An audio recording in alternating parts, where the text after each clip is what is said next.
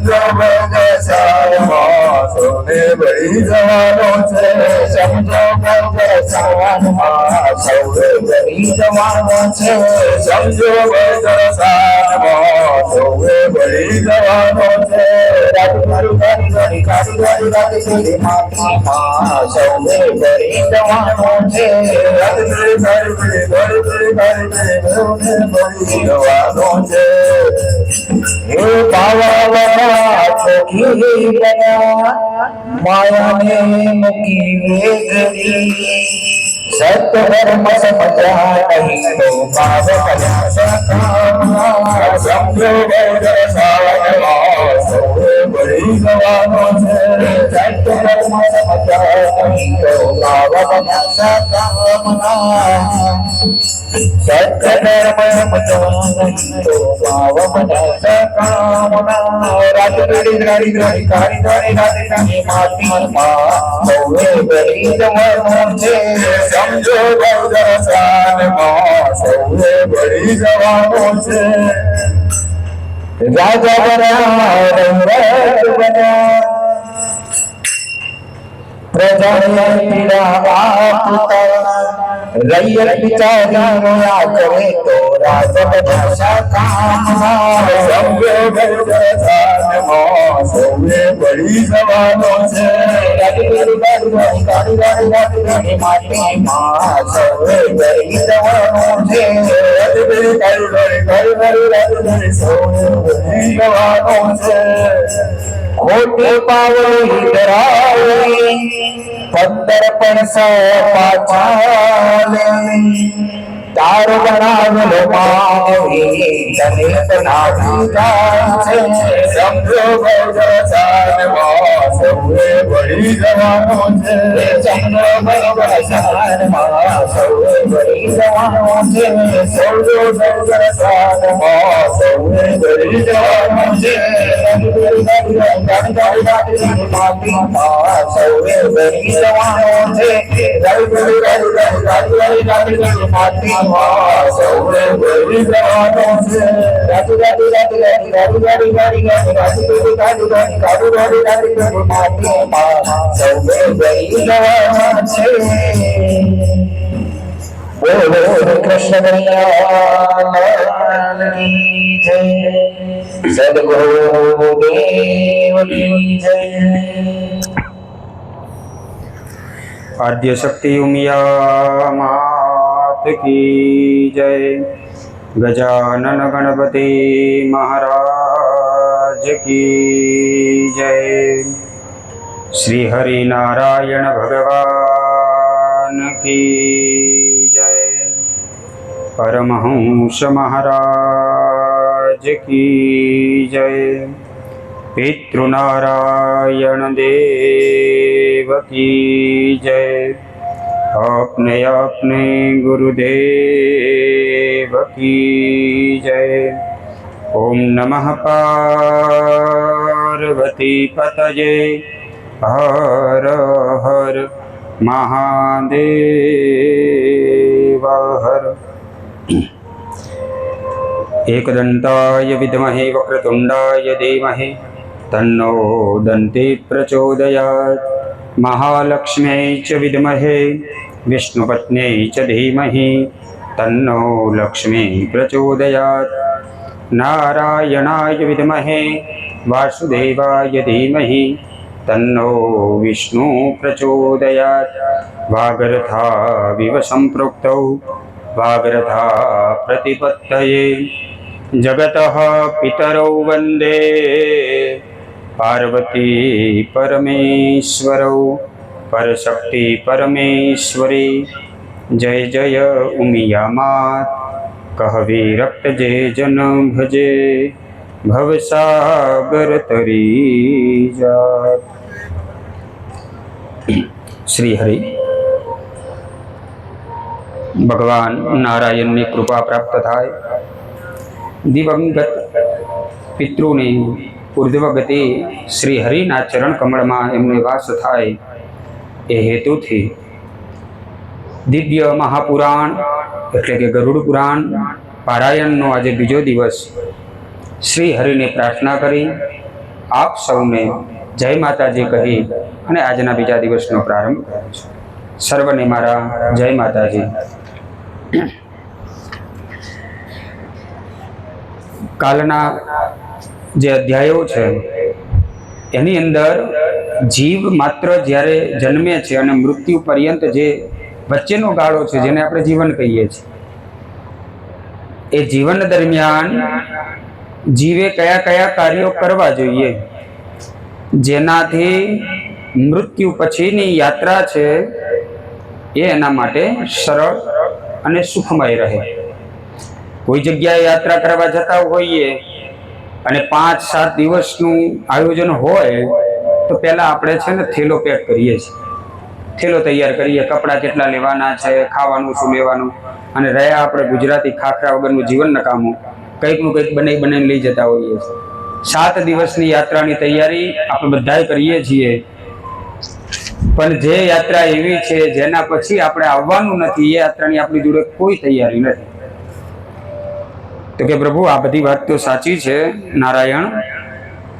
अत्यारनो समय छे कलियुगनो समय छे, समय बदलातो नथी। सतयुगमां पण आवो ज पवन वातावरण पण आवुं छे अने एवुं कहेवाय छे के जे ऋषि मुनिओ छे ने तप करता अने तप करीने ज्यारे नारायण प्रसन्न थाय अने त्यारे बे हाथ जोड़ी अने ऋषिओ कहता के प्रभु वरदानमां कदाच अमे एवुं मागीए के बाप अमारो जे बीजो जन्म कदाच थाय तो ए कलियुगमां थाय, बस आटलुं अमने वरदान आपो। एवो रूडो कदाच जीववा जेवो कोई युग होय ने अने कदाच कोई युग होय तो ए छे कलियुग। આપણે જોઈએ છીએ કે પહેલાના સમયમાં આટલી કોઈ સુખ સુવિધાઓ નહોતી, અત્યારે આપણને બધું જ પ્રાપ્ત થાય છે અને એ ભોગવતા ભોગવતા ભગવાનનું નામ લેવાનું છે। સ્વાર્થ માટે લઈએ ને તો પણ ભગવાનનું નામ એટલું જ ફળદાયી છે અને સ્વાર્થ વગર લઈએ તો પણ ફળદાયી એટલું જ છે। જે જીવ ગયો છે એ જીવના भगवान नारायण ना चरण कमल में वास नो हेतु श्री सदगुरु परमात्मा राह जोईने बैठो होय छे के आव जीवड़ा आव अने एनु स्वागत करवा साक्षात गुरु आवे छे। एवुं काम कर्युं होय ने तो गुरु पण राजीपो व्यक्त करे छे अने ए जीवनी स्वागत करे छे कोण તો કહે છે કે ગુરુ કરે છે. તો કે આપણે કહીએ છીએ ગુરુ ગોવિંદ દોનો ખડે કાકો લાગુ પાય, બલિહારી ગુરુ આપકી ગોવિંદ દિયો બતાય. એ ગુરુને નમસ્કાર છે જે આપણને ભગવાન બતાવે છે. તો એવા ગુરુ ના ચરણ કમળમાં હોય, એમના સાનિધ્ય જેને પ્રાપ્ત કર્યું છે. ત્રીજા અધ્યાયની અંદર યમ યાતના બતાવવામાં આવી છે.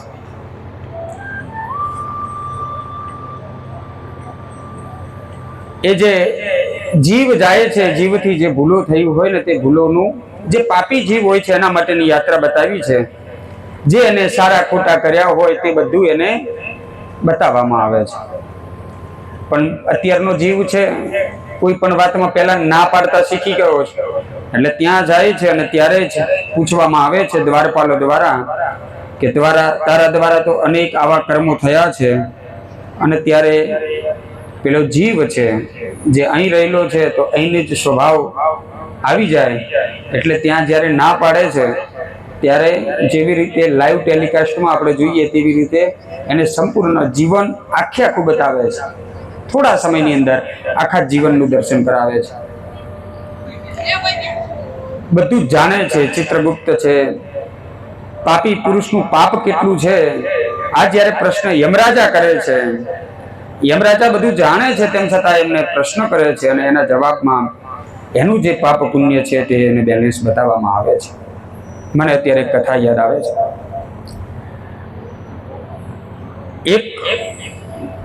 એક સંત આવ્યા. સંત છે બધી જગ્યાએ ફરી રહ્યા છે, સંત ફરી રહ્યા છે, સંત અનેક ઉપદેશ આપી રહ્યા છે. એક ભોળો જીવ, એ ભોળો જીવ એની જોડે રહ્યો, ગુરુની જોડે રહ્યો. જ્યાં ગયા ગુરુ ત્યાં પાછળ પાછળ રહ્યા. ગુરુજીએ કીધું તું હરિનું નામ લે, ભગવાન બધી વાત તમારી સાચી, આપણને 2 ટાઈમનું ખાવા મળે, તમારી સેવા મળે, એ જ આપણો ભગવાન. આપણને બધું નામ લેતા ઓછું ફાવે, આપણે માળા લઈને બેસતા નથી. તો કે એમને એમ લઈ લે ભગવાન, આપણે તમને સાચું કહીને પછી ખોટું દોહમાં પડવું આપણું કામ જ નહીં. આપણે અત્યારે નથી લેવાના, તમારા ગયા પછી પણ હું નામ લેવાનો નથી.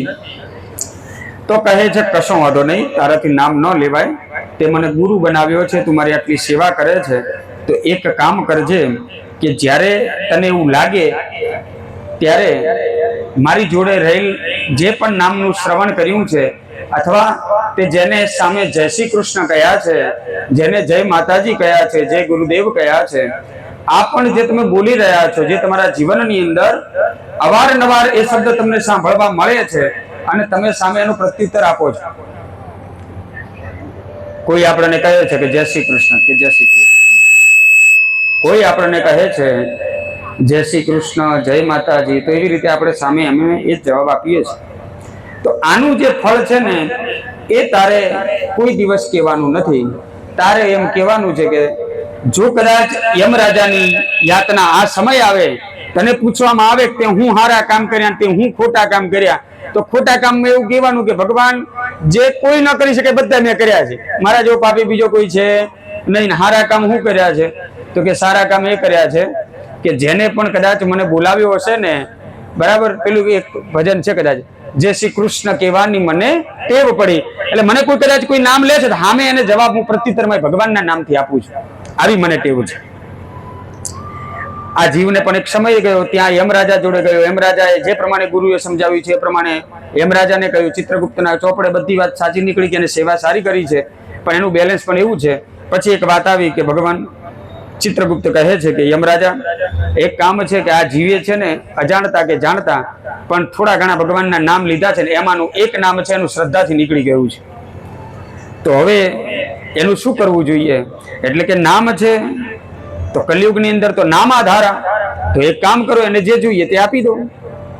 અને ત્યારે ચિત્રગુપ્તે એવું કહ્યું છે કે જો યમરાજાનો આદેશ છે, તારાથી અનેક વખત નામ લેવાયા છે, પણ કહેવાય છે ને કે રહી ત્યારે નાખો જ્યારે તેલ ચડેલું હોય ને તો રહી કામની છે. વધારે પડતું ચડી ગયું બળી જાય, અને કાચું તેલ હોય તો પણ મજા નહીં આવે.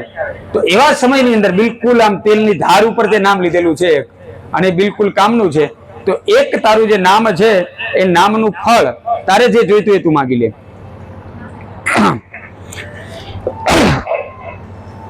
ત્યારે પેલો જીવ એને ગુરુનું સ્મરણ થયું. ગુરુએ કહ્યું હતું કે બસ બીજું કંઈ ન કરી શકે તો કંઈ નહીં, પણ જ્યારે ભગવાનના નામની તુલના કરવામાં આવે અથવા એમના બદલામાં તને કંઈ આપવાની વાત આવે ત્યારે તારે કશું બોલવાનું નથી, બધું સામેવાળાને કહી દેવાનું છે. તો યમરાજાને એને બે હાથ જોડીને વિનંતી કરી કે પ્રભુ તમારી બધી વાત સાચી, હવે હું તો પામ અર્જુનમાં આટલી બધી ખબર પડતી હતા, ઘણા બધા નામ ના લીધા હોત, એક જ વખત નામ લીધું છે, તમે સમજી શકો છો કે મારી જોડે બીજી કોઈ વિશેષ બુદ્ધિ તો છે નહીં. તો હવે એક કામ કરો, મને આ બધી ખબર ન પડે, આનું જે અનુકૂળ કે આના તુલ્ય જે પણ બીજું કોઈ ફળ હોય તે મને તમે આપો. અને ત્યારે યમરાજા વિચારમાં પડી ગયા કે હવે આના તુલ્ય બીજું ફળ શું આપવું. એમને અનેક લોભામણો આપી, અનેક વસ્તુઓ બતાવી, પણ પેલા માણસને ગુરુ ઉપર એટલી તો શ્રદ્ધા કે એને કહ્યું કે મારા નામને બદલામાં બીજું કશું જોઈતું નથી, તમારે જે આપવું હોય એના બદલામાં જે યોગ્ય વળતર થાય તે મને આપો, એ હું સ્વીકારીશ. યમરાજાએ ઘણું વિચાર્યું. ચિત્રગુપ્ત કહે છે કે પ્રભુ એક નામનો બદલો આપવાનો જેમ આટલું બધું કેમ વિચારો છે? અને ત્યારે કહે છે કે આ કોઈ સામાન્ય નામ નથી, આ તો મારો અને તારો, આ બધાનો જે પાલન કરતા દેવ છે એના નામનું સ્મરણ થયેલું છે. હવે એનું ફળ હું કઈ રીતે આપી શકું? અંતતઃ જ્યારે નીચલી કોર્ટમાં જો કદાચ કેસનું સુનાવણી ન થાય તો ઉપર જાય, એવી રીતે ફરતો ફરતો કેસ નારાયણ જોડે ગયો અને નારાયણે કહ્યું કે જેવો છે તેવો, જેટલી વખત નામ જપ્યું એટલી વખત હવે એનું ફળ તો એ જ છે કે મારી જોડે આવીને જ રહે. તો નામ છે, એક વખત લીધેલું નામ તે વૈકુંઠને પણ એક વખત પાછું પાડવાની ક્ષમતા ધરાવે છે, પણ સાચા હૃદયથી લીધેલું નામ હોય તોની વાત છે. અહીં આગળ શ્રવણનો પ્રશ્ન કરવામાં આવે છે અને શ્રવણની કથા પણ બતાવવામાં આવે છે. અનેક જાતના સાક્ષીઓ ધર્મના બતાવવામાં આવ્યા છે. આપણે એમ કહીએ છીએ કે આ બધું સાચું, પણ આ બધું જોવે કોણ? તો કહે છે ગરુડ પુરાણના 3જા અધ્યાયના 20મા શ્લોકની અંદર અનેક સાક્ષીઓ બતાવવામાં આવ્યા છે. એની અંદર કહ્યું છે ગરુડ, સૂર્ય, ચંદ્ર, અગ્નિ, વાયુ, આકાશ, પૃથ્વી, જળ, અરે બીજા બધા ખોટું બોલી શકે, તારો અંદરનો બેઠેલો અંતરાત્મા, મન, દિવસ રાત બંને સમયના સંધિકાળનો જે સમય છે, ઉષા સંધ્યા, ધર્મ, આ બધા જ જે છે ને એ બધા પાપ પુણ્યની જાણકારી રાખે છે. અને આ પ્રમાણે પાપીઓના પાપ કર્મ જાણી અને તેમની પાસેથી બોલાવી અને તેમનું પોતાનું અત્યંત ભયાનક સ્વરૂપ બતાવે છે. પહેલા મીઠી વાતો કરે છે, અને જો મીઠી વાતોની અંદર પણ એ પાપનું ઉચ્ચારણ ન કરે અને ત્યારે તે વિકરાળ સ્વરૂપ બતાવે છે. પેલો પાપી જીવ બહુ બીજ આવે છે, ડરે છે, રડવા લાગે છે. આવી રીતે અનેક એને કષ્ટો આપવામાં આવે છે. પછી શિમળાનું જે ઝાડ છે એની કથા બતાવવામાં આવી છે.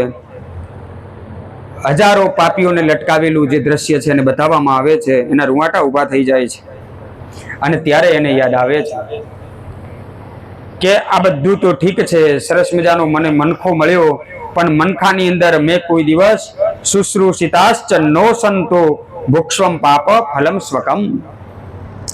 હું કેવલ ને કેવલ પોતાનું પેટ ભર્યું છે, પણ ક્યારેય કોળીઓ અન્નનો મેં કોઈને આપ્યો નથી. ન તો મેં કાગડાને આપ્યો, ન મેં કૂતરાને ખવડાવ્યું, ન તો મેં અતિથિને આવકાર્યા છે. આપણે ઘણા ઘરે જઈએ છીએ, ખૂબ જગ્યાએ આપણે જવાનું થાય અને આપણે બધાને ખબર હશે, આ બધા જોડે અનુભવ થયેલો હશે. કોઈના ઘેર જઈએ, ત્યાંનો યુવાન છોકરો જો સોફામાં બેઠો હોય, યુવાન ભાઈ બેઠા હોય, એમના પરિવારવાળા બેઠા હોય, આપણે બધા ઘણા બધા દૂરથી ગયા હોઈએ, ચા પાણીનો સહજ સ્વભાવ છે, પૂછી લે છે.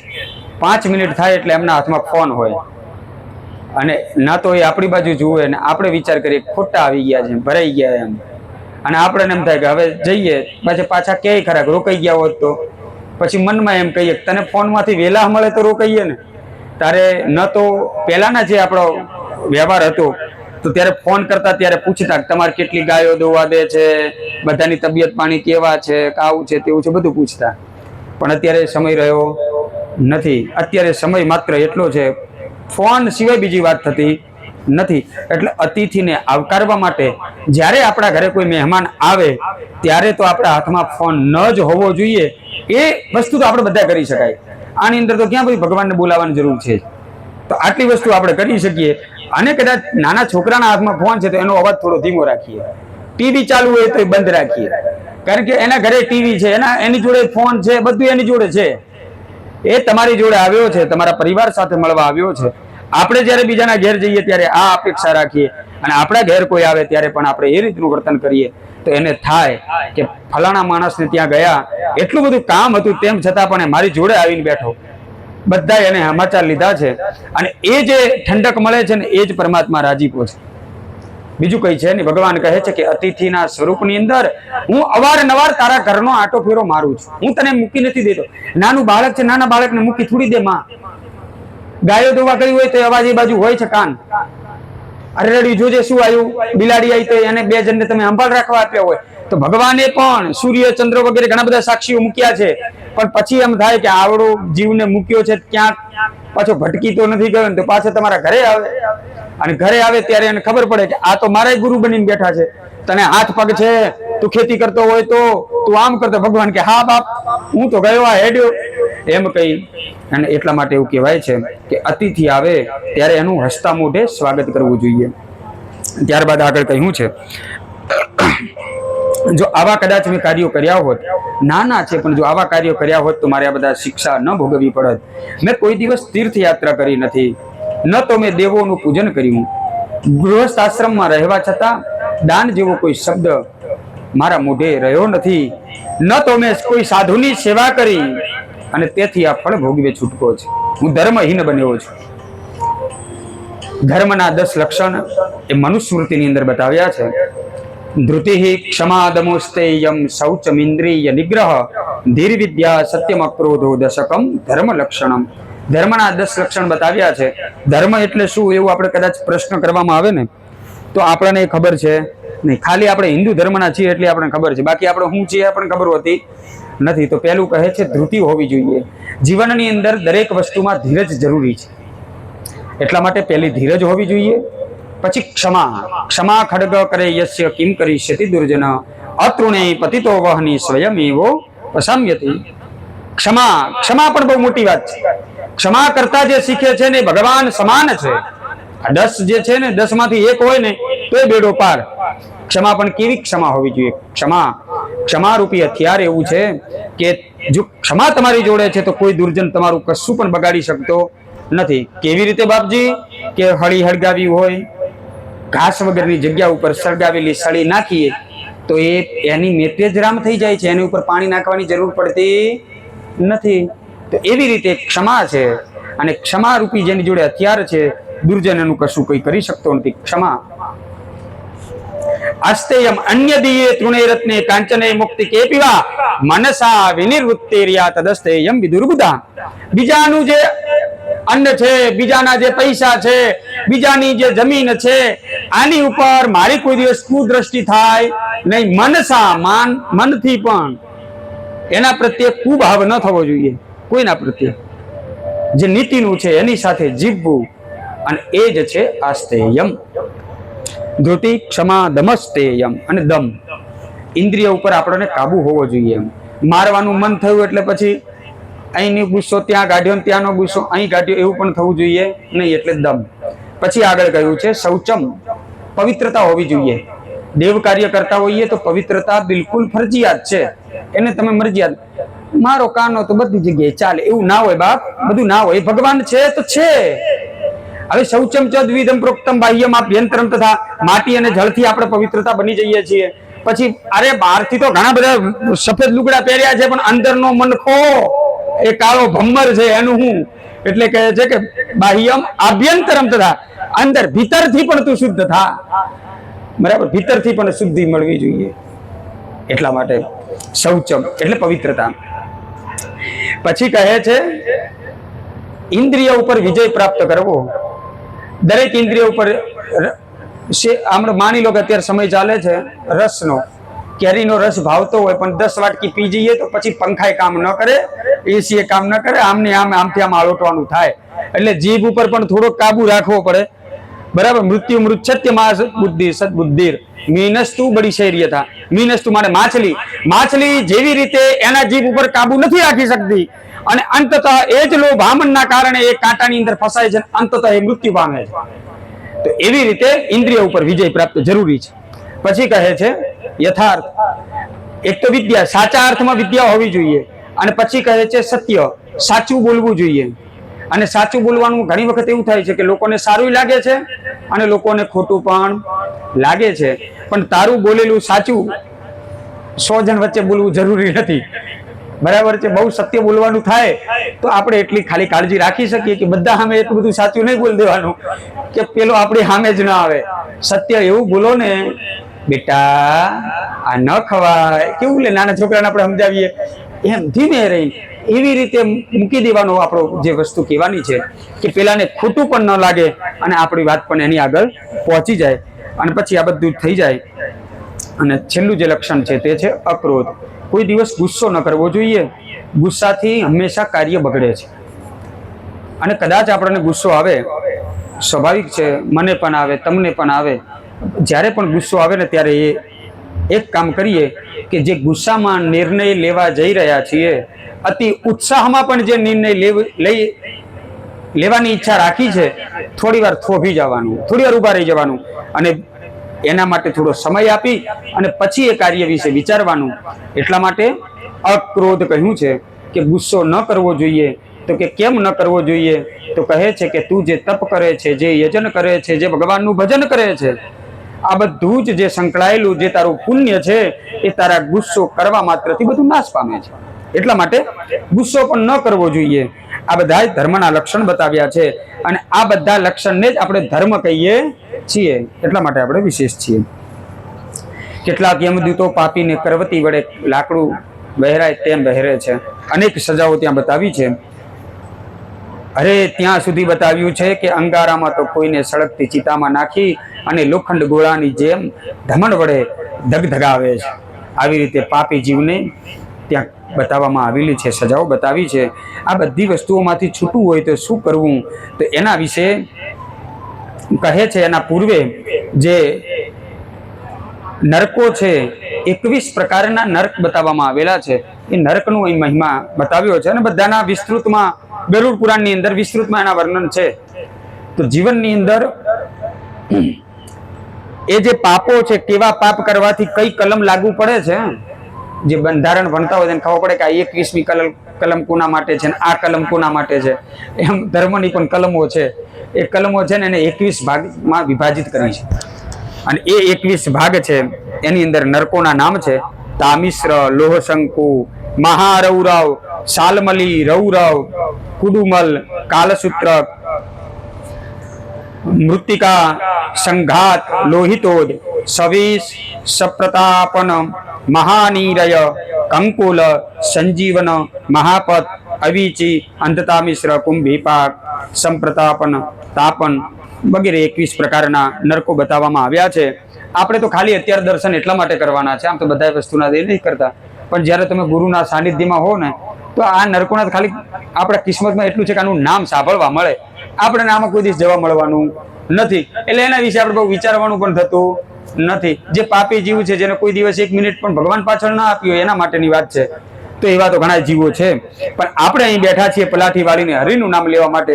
એટલે આપણે ભગવાનને તો એ પ્રાર્થના, ગુરુદેવને પ્રાર્થના કરીએ, આપણી ભગવતી આદ્ય શક્તિ ઉમિયા માતાને પ્રાર્થના કરીએ, શ્રી હરિનારાયણને પ્રાર્થના કરીએ કે પ્રભુ અમને તો આના ખાલી ને ખાલી અત્યારે નામ સાંભળવા મળ્યા એ ઘણું છે. અમારે આમાં કોઈ દિવસ દર્શન કરવા જવાની પણ ઈચ્છા છે નહીં. અને જે કામ આગળ કહે છે કે જે સતત ન કરવાતા પાપ કર્મોનું આચરણ કરે છે અને શુભ કર્મોનો વિરોધ કરે છે. જો આપણાથી ન થાય શુભ સારા કાર્ય તો કોઈ વાંધો નથી, પણ કોઈ કદાચ કામ સારું કામ કરી રહ્યું હોય તો એમાં કોઈ બાધા નહીં નાખવાની. એમાં જઈને પાછું આપણે રોડું નાખી આવીએ, ના ના હવે આમ નહીં, આપણે આમ જ કરી લઈએ એમ, તો એ પણ બધા દોષ છે. એટલે કોઈ જગ્યાએ ધર્મનું કામ કરતા હોય પછી આપણે કહીએ હું કામ લખાવે, મેં 500 લખાય, તું લખાઈ દે ને 500, હું એટલા બધા લખાવાના. એટલે એ તમારા ધર્મ સમાજમાં જાય છે, એને આપવા છે તો આપવા દે, એમ કહી દે કે ભાઈ મને કેટલી ક્ષમતા નથી. આજે આ સરસ મજાનો આપણા સમાજનો પ્રસંગ છે, તે પ્રસંગની અંદર મારાથી તો આટલું જ દાન થયું છે, પણ તારી જે ઈચ્છા હોય તું કર. આ બધું ઘી ઢોળાયું તો ખીચડીમાં છે, આવું આપણે કેવું જોઈએ. એટલે દાનની અંદર કોઈ દિવસ વચ્ચે ન પડવું જોઈએ. આગળ કહે છે ત્રણ દિશાએથી ધાર્મિક જેનો પ્રવેશ છે એ પણ એમાં પાપી માટે જે દ્વાર છે ને તે દક્ષિણ બાજુનો દરવાજો છે. દક્ષિણની અંદર યમ રહેલા છે. આપણે એટલા માટે આપણે કહીએ છીએ કે ઉત્તર દિશા બાજુ માથું રાખીને ન ઊંઘવું જોઈએ. કેમ? કારણ કે જ્યારે આપણે ઉઠીએ છીએ ત્યારે સામે દક્ષિણ દિશા છે અને એટલા માટે દક્ષિણ દિશાને આપણે ત્યાજ્ય ગણીએ છીએ દરેક કામમાં. તો એટલા માટે દક્ષિણની અંદર કોનો વાસ છે? તો કે યમનો વાસ છે. ખરાબ સપન આવે આવા બધા આપણે અનુભવમાં પણ છે. આગળ કહે છે કે અનેક પ્રકારની જે હત્યાઓ કરે છે, સુરાપાન કરનાર, ગાયો, બાળકો, સ્ત્રીઓની હત્યા કરનાર, ગર્ભપાત કરનાર, બહુ મોટા પાપોમાંનું એક પાપ છે ગર્ભપાત. આ બધા પાપો છે ને મુખ્ય પાપ બતાવ્યા છે. દેવ અને બ્રાહ્મણનું દ્રવ્ય હરનાર, સ્ત્રીઓ અને બાળકનું ધન હરી લેનાર, આ બધા વૈતરણી નદી છે ને એના જ અધિકારી બને છે. એટલા માટે જીવનની અંદર ન કોઈ સ્ત્રીને દુઃખ આપીએ, ન દારૂના રવાડે ચડીએ, ન ગાયને તિરસ્કાર કરીએ, ન બાળકને મારીએ. એટલે મારવું મતલબ મારી ન નાખીએ. એને ન ભણતો હોય તો પછી મેથી પાક શિક્ષક નથી આપતા તો આપણે ઘરે બરાબરનું આપી જ દેવું જોઈએ. કમસે કમ એક જણે તો આપવાનું ચાલુ જ રાખવું જોઈએ. ભૂલી ના જવું જોઈએ કે નવી શિક્ષણ નીતિ આવી એટલે મારવાનું ભૂલી ગયા. એ પ્રણાલી થવી જોઈએ નહીં. તો ટૂંકમાં ઘડતર માટે કદાચ મારીએ છીએ ને તો એ એનો આકાર બને છે એટલા માટે. પણ કુંભાર ટપલી એવી જ મારે છે ઘડો તૂટી ન જાય. બરાબર છે? એટલી જોરથી તો નથી જ મારતો, ઘડો તૂટી જાય તો શું મતલબ છે? આગળ આ બધા વૈતરણી નદીમાં હજી પડે છે અને વૈતરણી નદીમાંથી પાર કરવા માટે એને કઈ વસ્તુ કામ આવે છે? તો કે ગાય કામ આવે છે. પણ આગળ કહે છે કે ગરુડ મા, બાપ, ગુરુના, આચાર્ય તથા પોતાના માટે પૂજનીય હોય એ સર્વનું જો અપમાન કર્યું છે, પતિની સેવા નથી કરી અથવા પત્ની જોડે ઝઘડો કરે છે, આ ઉમેરવું પડે ને. બેનોને એમ થાય ખાલી મહારાજ અમારું જ આવે છે, ભાઈઓનું તો આવતું જ નથી એમ. એટલે એવું થયું. આ બધા ઉત્તમ જે ખરાબ આચરણ કરે છે તેમને વૈતરણી નદી, જેના ઉત્તમ આચરણ છે, ખાનદાન નમ્ર એવી જે સ્ત્રીઓ છે એ તો પોતે તરે છે અને પોતાના પતિને પણ તારે છે. એ તાકાત છે, બહેનોમાં તાકાત છે. શ્રેષ્ઠ પુરુષો ગુણોને બદલે દોષોનો ખોટો આક્ષેપ કરે છે. જે પુરુષો તેમની મર્યાદા સાચવતા નથી તે બધા પુરુષ બ્રાહ્મણને આપવાનું કહી પૂર્ણ વિશ્વાસ ઉભો કરે છે પણ પછી આપતો નથી. દાન બીજા કોઈને આપે છે તો તે વૈતરણી નદીમાં પડે છે. દાન આપી લઈ લેનારો એક વખત ગમે તેને આપ્યું હોય પછી એ પાછું લેવાનું થતું નથી. કોઈ ગરીબને આપ્યું હોય લાય હવે તારે કામ નથી તો હું લઈને બીજાને આપી દઉં, એવું ન થાય. એ તે આપી દીધું તે હવે તૂટી જાય તો એના ઘરે. આપણા જોડે બીજી વાર વસ્તુ આવી જોઈએ નહીં. એક વાત એ છે નઠારા શબ્દોથી કોઈને ધમકી આપી હોય, કોઈની જીવિકા આજીવિકા છે છીનવી હોય, યજ્ઞનો વિધ્વંસ કર્યો હોય. આગળ કહે છે કે કોઈ કથામાં ભંગ કર્યો હોય, ગામ તળની જમીન ખેડીને વાવનારો, ગોચરની જમીનને ખેડીને ખેતી કરનાર. રહેવા માટે તો બરાબર છે, આમ તો રહેવું પણ યોગ્ય નથી પણ તેમ છતાં રહી શકાય. પણ એની ઉપર કશી વસ્તુ આપણે કરી શકીએ નહીં, ખેતી ન કરાય એવું કહે છે. બ્રાહ્મણ હોવા છતાં બ્રાહ્મણો ઘી, દૂધ, તેલ આદિ રસનો વેપાર કરનારા. જો બ્રાહ્મણ ખોલ્યું મળ્યું છે તો એને ઘી, દૂધ વગેરે જે રસો છે એને વેચવા ન જોઈએ. એટલે પોતાનું કર્મ કરવું જોઈએ, એની મર્યાદાની અંદર રહી અને બ્રાહ્મણોએ કામ કરવાનું રહેશે. આવી રીતે અનેક કામો બતાવ્યા છે. પછી કહ્યું છે કે આગળ કહે છે કે આ બધું તો ઠીક છે પણ આ બધામાંથી પાર કરવું હોય તો શું કરવું? તો હવે મુખ્ય વિષય આવ્યો છે કે તારે જો આ નરક ન જોવા હોય ને તો તું એક કામ કર. કયું કામ કર? અનન્ય શરણ સ્ત્રી નામ ઋતુકાલ વ્યતિક્રમમ એ પ્રકુર્વેતિ વિદ્વેષાત તે વૈ નરક ગામિની. હવે કયા નરકના ગામિની છે? તો કે જે આપણે ગૃહસ્થ જીવનમાં જીવી રહ્યા છીએ તો એ લોકોએ ફરજિયાત ઘરની અંદર કેટલા દેવ રાખવા જોઈએ? બરાબર છે?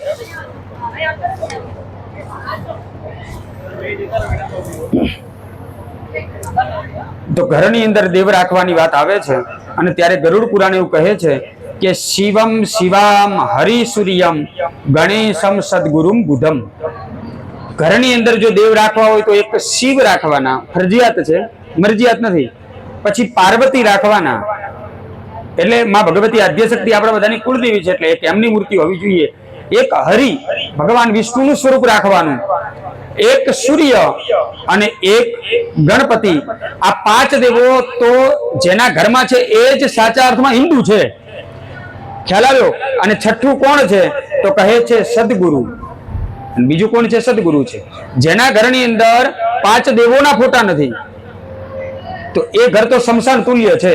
એ 24 કલાક માટે એક ગુરુનો ઉપાસક એના ઘેર જાય છે તો એ સુતકી ઘર છે, એના ઘરનું પાણી પણ ન પીવું જોઈએ.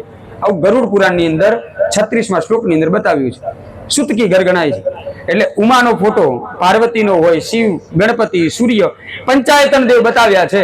અને સાથે સદગુરુ, ગુરુ હોવા જોઈએ પણ આ બધાની સાથે, ખ્યાલ આવ્યો? તો એટલા માટે એવા ઘરો હોય કે જેની અંદર શિવ, પાર્વતી, હરિ, સૂર્ય, ગણપતિ, સદગુરુ આ હોય એને પંચાયતન દેવ કહેવાય છે. એ પંચાયતન દેવની પૂજા કરતો હોય એ ઘરને સાચા અર્થમાં ગૃહસ્થ કહેવામાં આવે છે. અને એનો શ્લોક છે શિવમ શિવામ હરિમ સૂર્યમ ગણેશમ સદગુરુમ બુધમ ન પૂજ્યન્તે તે મંદાસ્તે વૈનરકગામિનઃ. મારા તો કોઈ એક શબ્દ છે નહીં, ગરુડ પુરાણના શબ્દ છે. આવી રીતે બતાવવામાં આવેલા છે. વિષય પીડાથી અંત થયેલી રજસ્વલા જે કેટલા દિવસનું પાળવું જોઈએ તો સ્ત્રીઓએ કેટલા દિવસ પાળવા જોઈએ તેના ઉપર કહ્યું છે કે 3 દિવસ એને કોઈ પણ વસ્તુને સ્પર્શ કરવાની અંદર મર્યાદા રાખવી જોઈએ. 5મા દિવસે તે બધી વસ્તુઓને સ્પર્શ કરી શકે છે. આમ તો 3જા દિવસ પછી સ્પર્શ કરે તો કોઈ વાંધો નથી. 5મા દિવસ પછી પૂજાને લાયક કોઈ પણ વસ્તુને સ્પર્શ કરી શકે છે. અને 7 દિવસ પછી તે પૂજાની અંદર બેસવાનો અધિકાર પ્રાપ્ત એને થાય છે. આ રીતનું ત્યાં બતાવવામાં આવેલું છે. અને એ એટલા માટે છે કે જ્યારે એ સમય આવે છે ત્યારે 3 અલગ અલગ સ્વરૂપ એની અંદર આવે છે. વિચારો પણ એવી રીતે થાય છે. એનું જે માઇન્ડ જે રીતે ચાલતું હોય, જે મગજ, તો એ સમયની અંદર સ્વાભાવિક છે કે મગજ થોડું વિચલિત હોય છે. તો એ સમયની અંદર બધા કામ એનાથી બધા બગડી શકે છે. અને એટલા માટે ત્યાં વિશ્રામ. અને આમે એટલા બધા કામ કરતા હોય તો એવું સમજી લો કે 7 દિવસ આપણે કોઈ પણ જાતનું કાર્ય ન કરીએ. ઘણી વખત એવો પ્રશ્ન થતો કે કોઈ બેન છે અનુષ્ઠાન લઈને બેઠા હોય, ગુરુનું હોય કે પછી ભગવાનનું અનુષ્ઠાન લઈને બેઠા હોય અને એ સમયની અંદર કદાચ એવો સમય આવ્યો કે હાથ ચોખ્ખો નથી તો એ સમયની અંદર શું કરવું જોઈએ? બાપજી એ તો કારણ કે અમે તો અનુષ્ઠાન લઈને બેઠા છીએ, 7 દિવસ આવી ગયા, 9 દિવસના નોરતા હોય તો 7 દિવસ તો નીકળી ગયા, તો શું કરીએ? અનુષ્ઠાન અમારું પૂર્ણ ગણાય. ત્યારે જેટલા પણ ધર્મ છે, ધર્મ કહે છે કે પહેલાના તે જે મંત્રો ગણ્યા છે અને પછીનો જે વચ્ચે 7 દિવસ તારે જે નથી કરવાનો સમય, એ સમયે પછી તું જો ચાલુ કરીશ ને તો પણ તારું જે અનુષ્ઠાન છે ખંડિત બનતું નથી. એકમાત્ર આ જેવો નિયમ છે જેની અંદર ખંડિત દિવસો થતા હોવા છતાં પણ અનુષ્ઠાન ખંડિત થતું નથી. આ ધર્મશાસ્ત્રની વાત છે. આગળ ત્યારબાદ આગળ પાપ ચિહ્નનું નિરૂપણ કર્યું છે. શરીરની અંદર અનેક જાતના આપણા બધાના શરીરની અંદર કોઈની કોઈ નિશાની હોય છે. તો એ કેવા પ્રકારના પાપ કર્યા હોય છે તો એ આપણને નિશાની મળતી હોય છે. એ ગરુડ રાજાને કહ્યું છે. અને ત્યારબાદ આગળ એનું જે કથન છે તે કથન કોઈની વસ્તુ જે ચોરી છે એની અંદર સૌથી મોટું કદાચ ચોરી હોય તો તે છે સોનાનું. સોનું કોઈનું ન લેવું જોઈએ. જો કદાચ રસ્તામાંથી મળ્યું છે તો પણ બનતો પ્રયત્ન કરવો જોઈએ કે જેનું છે એને મળી જાય. અત્યારનો ભાવ પણ આસમાને છે તો એ જેનું છે તેનું મળી જાય. એવો આપણે હંમેશા સદભાવ રાખવો જોઈએ. કારણ કે તમે વિચાર કરી લેજો કે જેટલી પણ વસ્તુ તમે અનીતિની લાવો છો 11 મહિના સુધી તમને બહુ જ સુખ આપે છે. અધર્મે નહીં ધતે તાવત તતો ભદ્રાણી પશ્યતિ તતઃ સપત્નાન જયતિ સમૂલમ તુ વિનશ્યતિ. આ પણ એક એ છે કે અધર્મથી કદાચ પ્રસિદ્ધિ મળી શકે છે, સમૃદ્ધિ મળે. સૌથી વધારે અધર્મમાં 2 નંબર, આપણે નહીં કહેતા 2 નંબરનું કામ હોય બંગલા મોટા બંધાય. તો અધર્મે નહીં ધતે તાવત તતો ભદ્રાણી પશ્યતિ, અને કલ્યાણ પણ જુએ છે. તતઃ સપત્નાન જયતિ, તે દરેક શત્રુઓ ઉપર વિજય પ્રાપ્ત કરે છે, બધા ઉપર વિજય પ્રાપ્ત કરે છે. પણ અંત તો સમૂળગું બધું એનું નાશ થાય છે. ઘણાના દશકા જોયા છે બાપ કે ઘણું બધું એને ત્યાં જાહો જલાલી હોય, અંતતઃ એની પાછળ પિંડ આપવા વાળું પણ કોઈ વધતું નથી. એટલા માટે અધર્મે નહીં ધતે તાવત તતો ભદ્રાણી પશ્યતિ તતઃ સપત્નાન જયતિ સમૂલમ તુ વિનશ્યતિ. સમૂળ સાથે લઈને જાય છે. એટલે કોઈ પણ ખરાબ જે કામ છે અથવા કોઈ અનીતિની વસ્તુ આવી છે તો 11 મહિનાની અંદર એનો ન્યાય કરી લેવો જોઈએ. બીજા કોઈને આપણને જીવ ન ચાલે, દીકરીને આપી દેવું. કદાચ માની લો કે એવી કોઈ વસ્તુ મળી છે, હવે જીવ નથી ચાલતો, કોઈને આપણે પ્રયત્ન કર્યો, કોઈ મળ્યું નથી, ઘરમાં રખાય એમ નથી, તો એ સૌથી શ્રેષ્ઠ વસ્તુ એવી છે કે દીકરીને આપો. દીકરી એક કેવી છે કે ઘરની લક્ષ્મી છે. એ ઘર માટે કદાચ ત્યાં ગઈ છે તો પણ દીકરી વહુ બનીને લક્ષ્મી બનીને ગઈ છે, અને અહીં છે તો પણ લક્ષ્મીનો અવતાર છે. એને આપવાથી એના ઘરમાં પાપ નથી જવાનું. એના હાથમાં એવું છે સાહેબ, ભગવાને એવું પદમાં આપેલું છે કે એની જોડે જો કદાચ તમે આપશો ભાવથી, ગમે એવી ખરાબ વસ્તુ કેમ ના હોય, બધી દૂર થઈ જશે. એટલે દીકરી પ્રાધાન્ય છે કહ્યું છે. કોઈ બ્રાહ્મણને તમે દાન આપો છો ત્યારે પણ આપીને છૂટા થવાનો કોઈ જગ્યાએ એ નથી. ગાયને આપો છો તો આપણે કમસે કમ ચારો આપીએ છીએ તો ગાયના મોઢા સુધી પહોંચે છે કે નહીં એ તો જવાબદારી આપણી જ બને છે. પણ ઘણી વખત દાનની અંદર એવું આપણે નથી કરી શકતા, તો કોઈને પણ દાન આપીએ છીએ. બ્રાહ્મણ મતલબ એટલા માટે છે કે પોતાની ઉપર કહી શકાય, બધા ઉપર ન કહી શકાય. કદાચ કોઈને દાન આપો છો તો ખરા અર્થમાં જોવાનું કે એનો ઉપયોગ કરે છે કે નથી કરતો. અને એટલા માટે કહ્યું છે કે જો બ્રાહ્મણ વેદ વિદ્યા કે શાસ્ત્રનો જ્ઞાતા ન હોય અને જો તેને કોઈ પણ જાતનું દાન અપાય છે તો એક પ્રકારનો દોષ છે. કેવો દોષ છે? તો કે અગ્નિ ગયો, અગ્નિ જતો રહ્યો હોય, પછી રાખ પડી હોય અને રાખની અંદર હોમ કરતા હોય, તે કોઈ કામ વગર વ્યર્થ છે. બરાબર, નાખી દીધા બરાબરના એ છે. તો એવી વાત કરી છે. અને જે દાન આપી અને પાછું લે છે તે પાતકી નામના નરકમાં જાય છે. પાપી જન્મનો દુઃખોનું નિરૂપણ બતાવવામાં આવેલું છે. અને ત્યારબાદ બીજા જે છે આ બધા જે પાપો થાય છે એમાંથી નિવારણ કઈ રીતે મળશે? તો કે એ તો નિવારણ તો એક જ છે, સદગુરુનું નામ. સદગુરુનું નામ લો તો આપણે આજે 6ઠો અધ્યાય છે તો ભગવાનને આપણે અર્પણ કરી જ દેવાય. બરાબર છે. જે પણ નામ લઈએ, જ્યારે પણ એવું લાગે કે હવે મારાથી કશું થાય એમ નથી, તો હરતા ફરતા જે પણ સ્મરણ થાય છે, તમે જેમાં પણ શ્રદ્ધા રાખો. જો આ પૂછ્યું મહારાજ આ નામ લેવાય, પેલું નામ લેવાય, હું તમને કહી દઉં એક વાત કે જે પણ તમે નામ લો છો, તમે ધારો કે ન ધારો, આપણા ધર્મશાસ્ત્રની બહાર કોઈની તાકાત નથી પોતાનું નામ આપી શકે. કોઈની તાકાત નથી. ગમે તે રીતે આમ નહીં તો આમ, પણ તમને પકડાવવાનું તો અહીં જ છે. એટલે જે નામ લઈ લો એ કોઈ વાંધો નથી. આપણે નામ ખાલી શ્રદ્ધાથી લેવાનું છે. ખ્યાલ આવ્યો તમને? બધા નામ કોના છે? પરમાત્માના છે. જે પણ નામ લેશો આપણો બેડો પાર છે. આપણે નામના ચક્કરમાં પડવાનું નથી, આપણે નામ જપવાના ચક્કરમાં પડવાનું થાય છે. તો આવો સદગુરુનું નામનું આપણે સ્મરણ કરીએ. બોલીએ શ્રી સદગુરુ દેવ કી જય.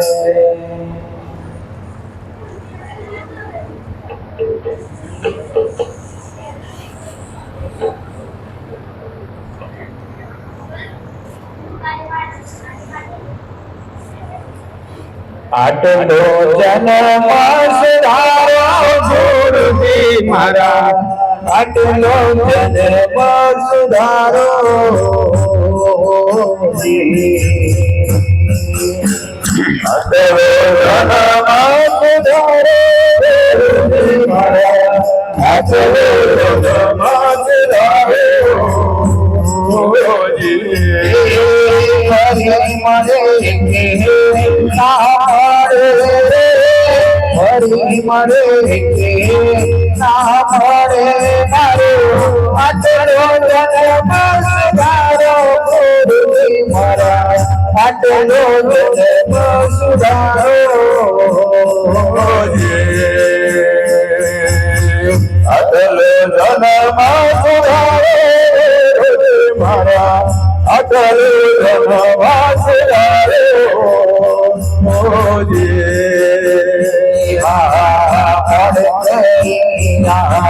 મજકો પડ્યો એને પાર તારો સદસંગ ગુરુ તમને સમજાવો, સદસંગ ગુરુ તમને સમજાવો, આ તમને ગુરુજી મારા આટલો ધર્મ સુધારો આટલો ધર્મ સુધારો મારા આટલો ધર્મ સુધારો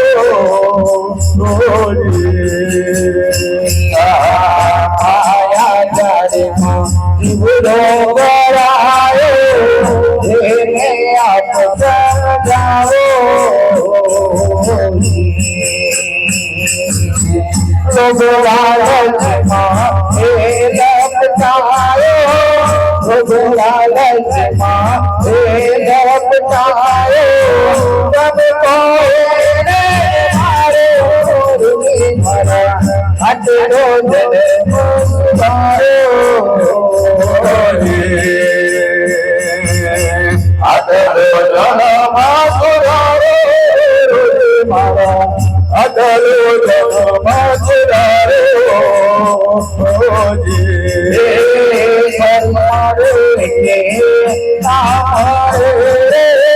ફરી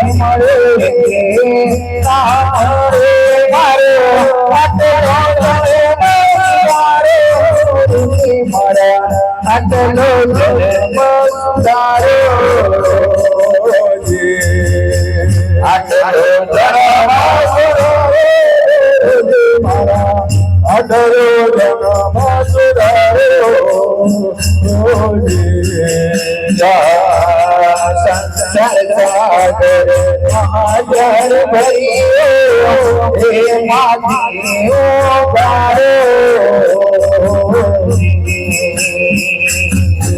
દસ વનરાજ કહે નિગાસ કરે દસ વનરાજ કહે નિગાસ કરે લખ ચોરાસી મારા આટલો જન્મ સુધાર્યો સુધાર્યો આટલો જન્મ સુધાર્યો મારા આટલો જન્મ સુધાર્યો હરી મળે હરી મળે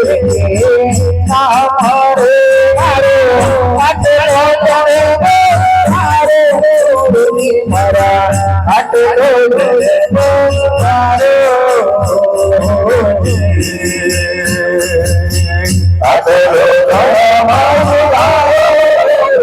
મારા આટલો જન્મ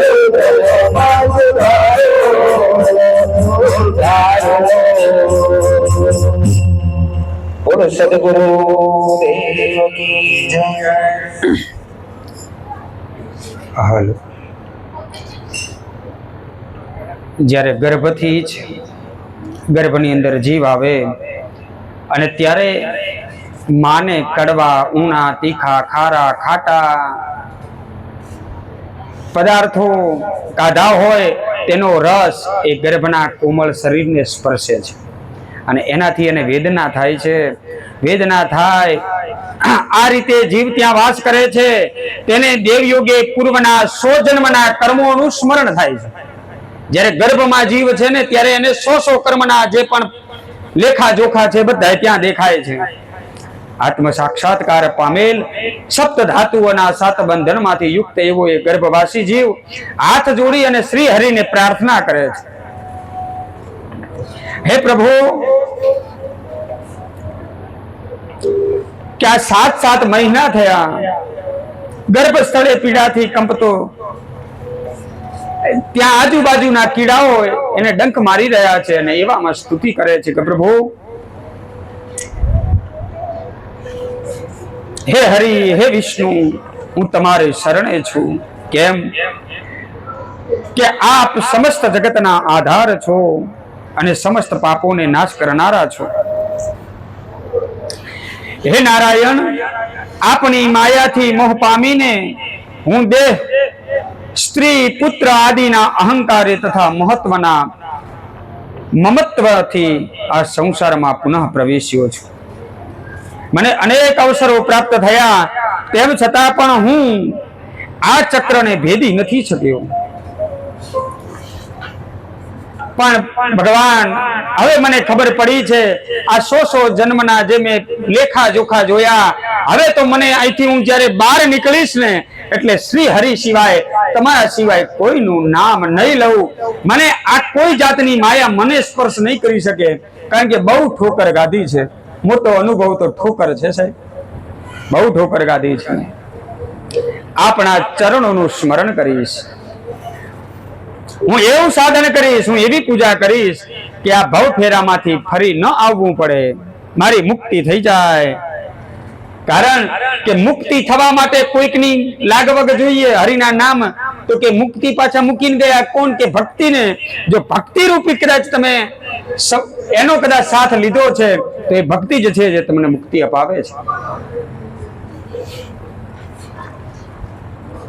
હવે તો હે ભગવાન, આ વિષ્ટા અને મૂત્રના ખાડામાં પડ્યો હું જઠરાગ્નિથી પીડાઉં છું. હે ભગવાન, હું અહીંથી બહાર નીકળવા માંગુ છું. હે પ્રભુ, મને અહીંથી બહાર કાઢો, છોડાવશો. આવી વારંવાર સ્તુતિ કરે છે, ભગવાનની વારંવાર શરણાગતિ કરે છે. અને ત્યારે ભગવાન કહે છે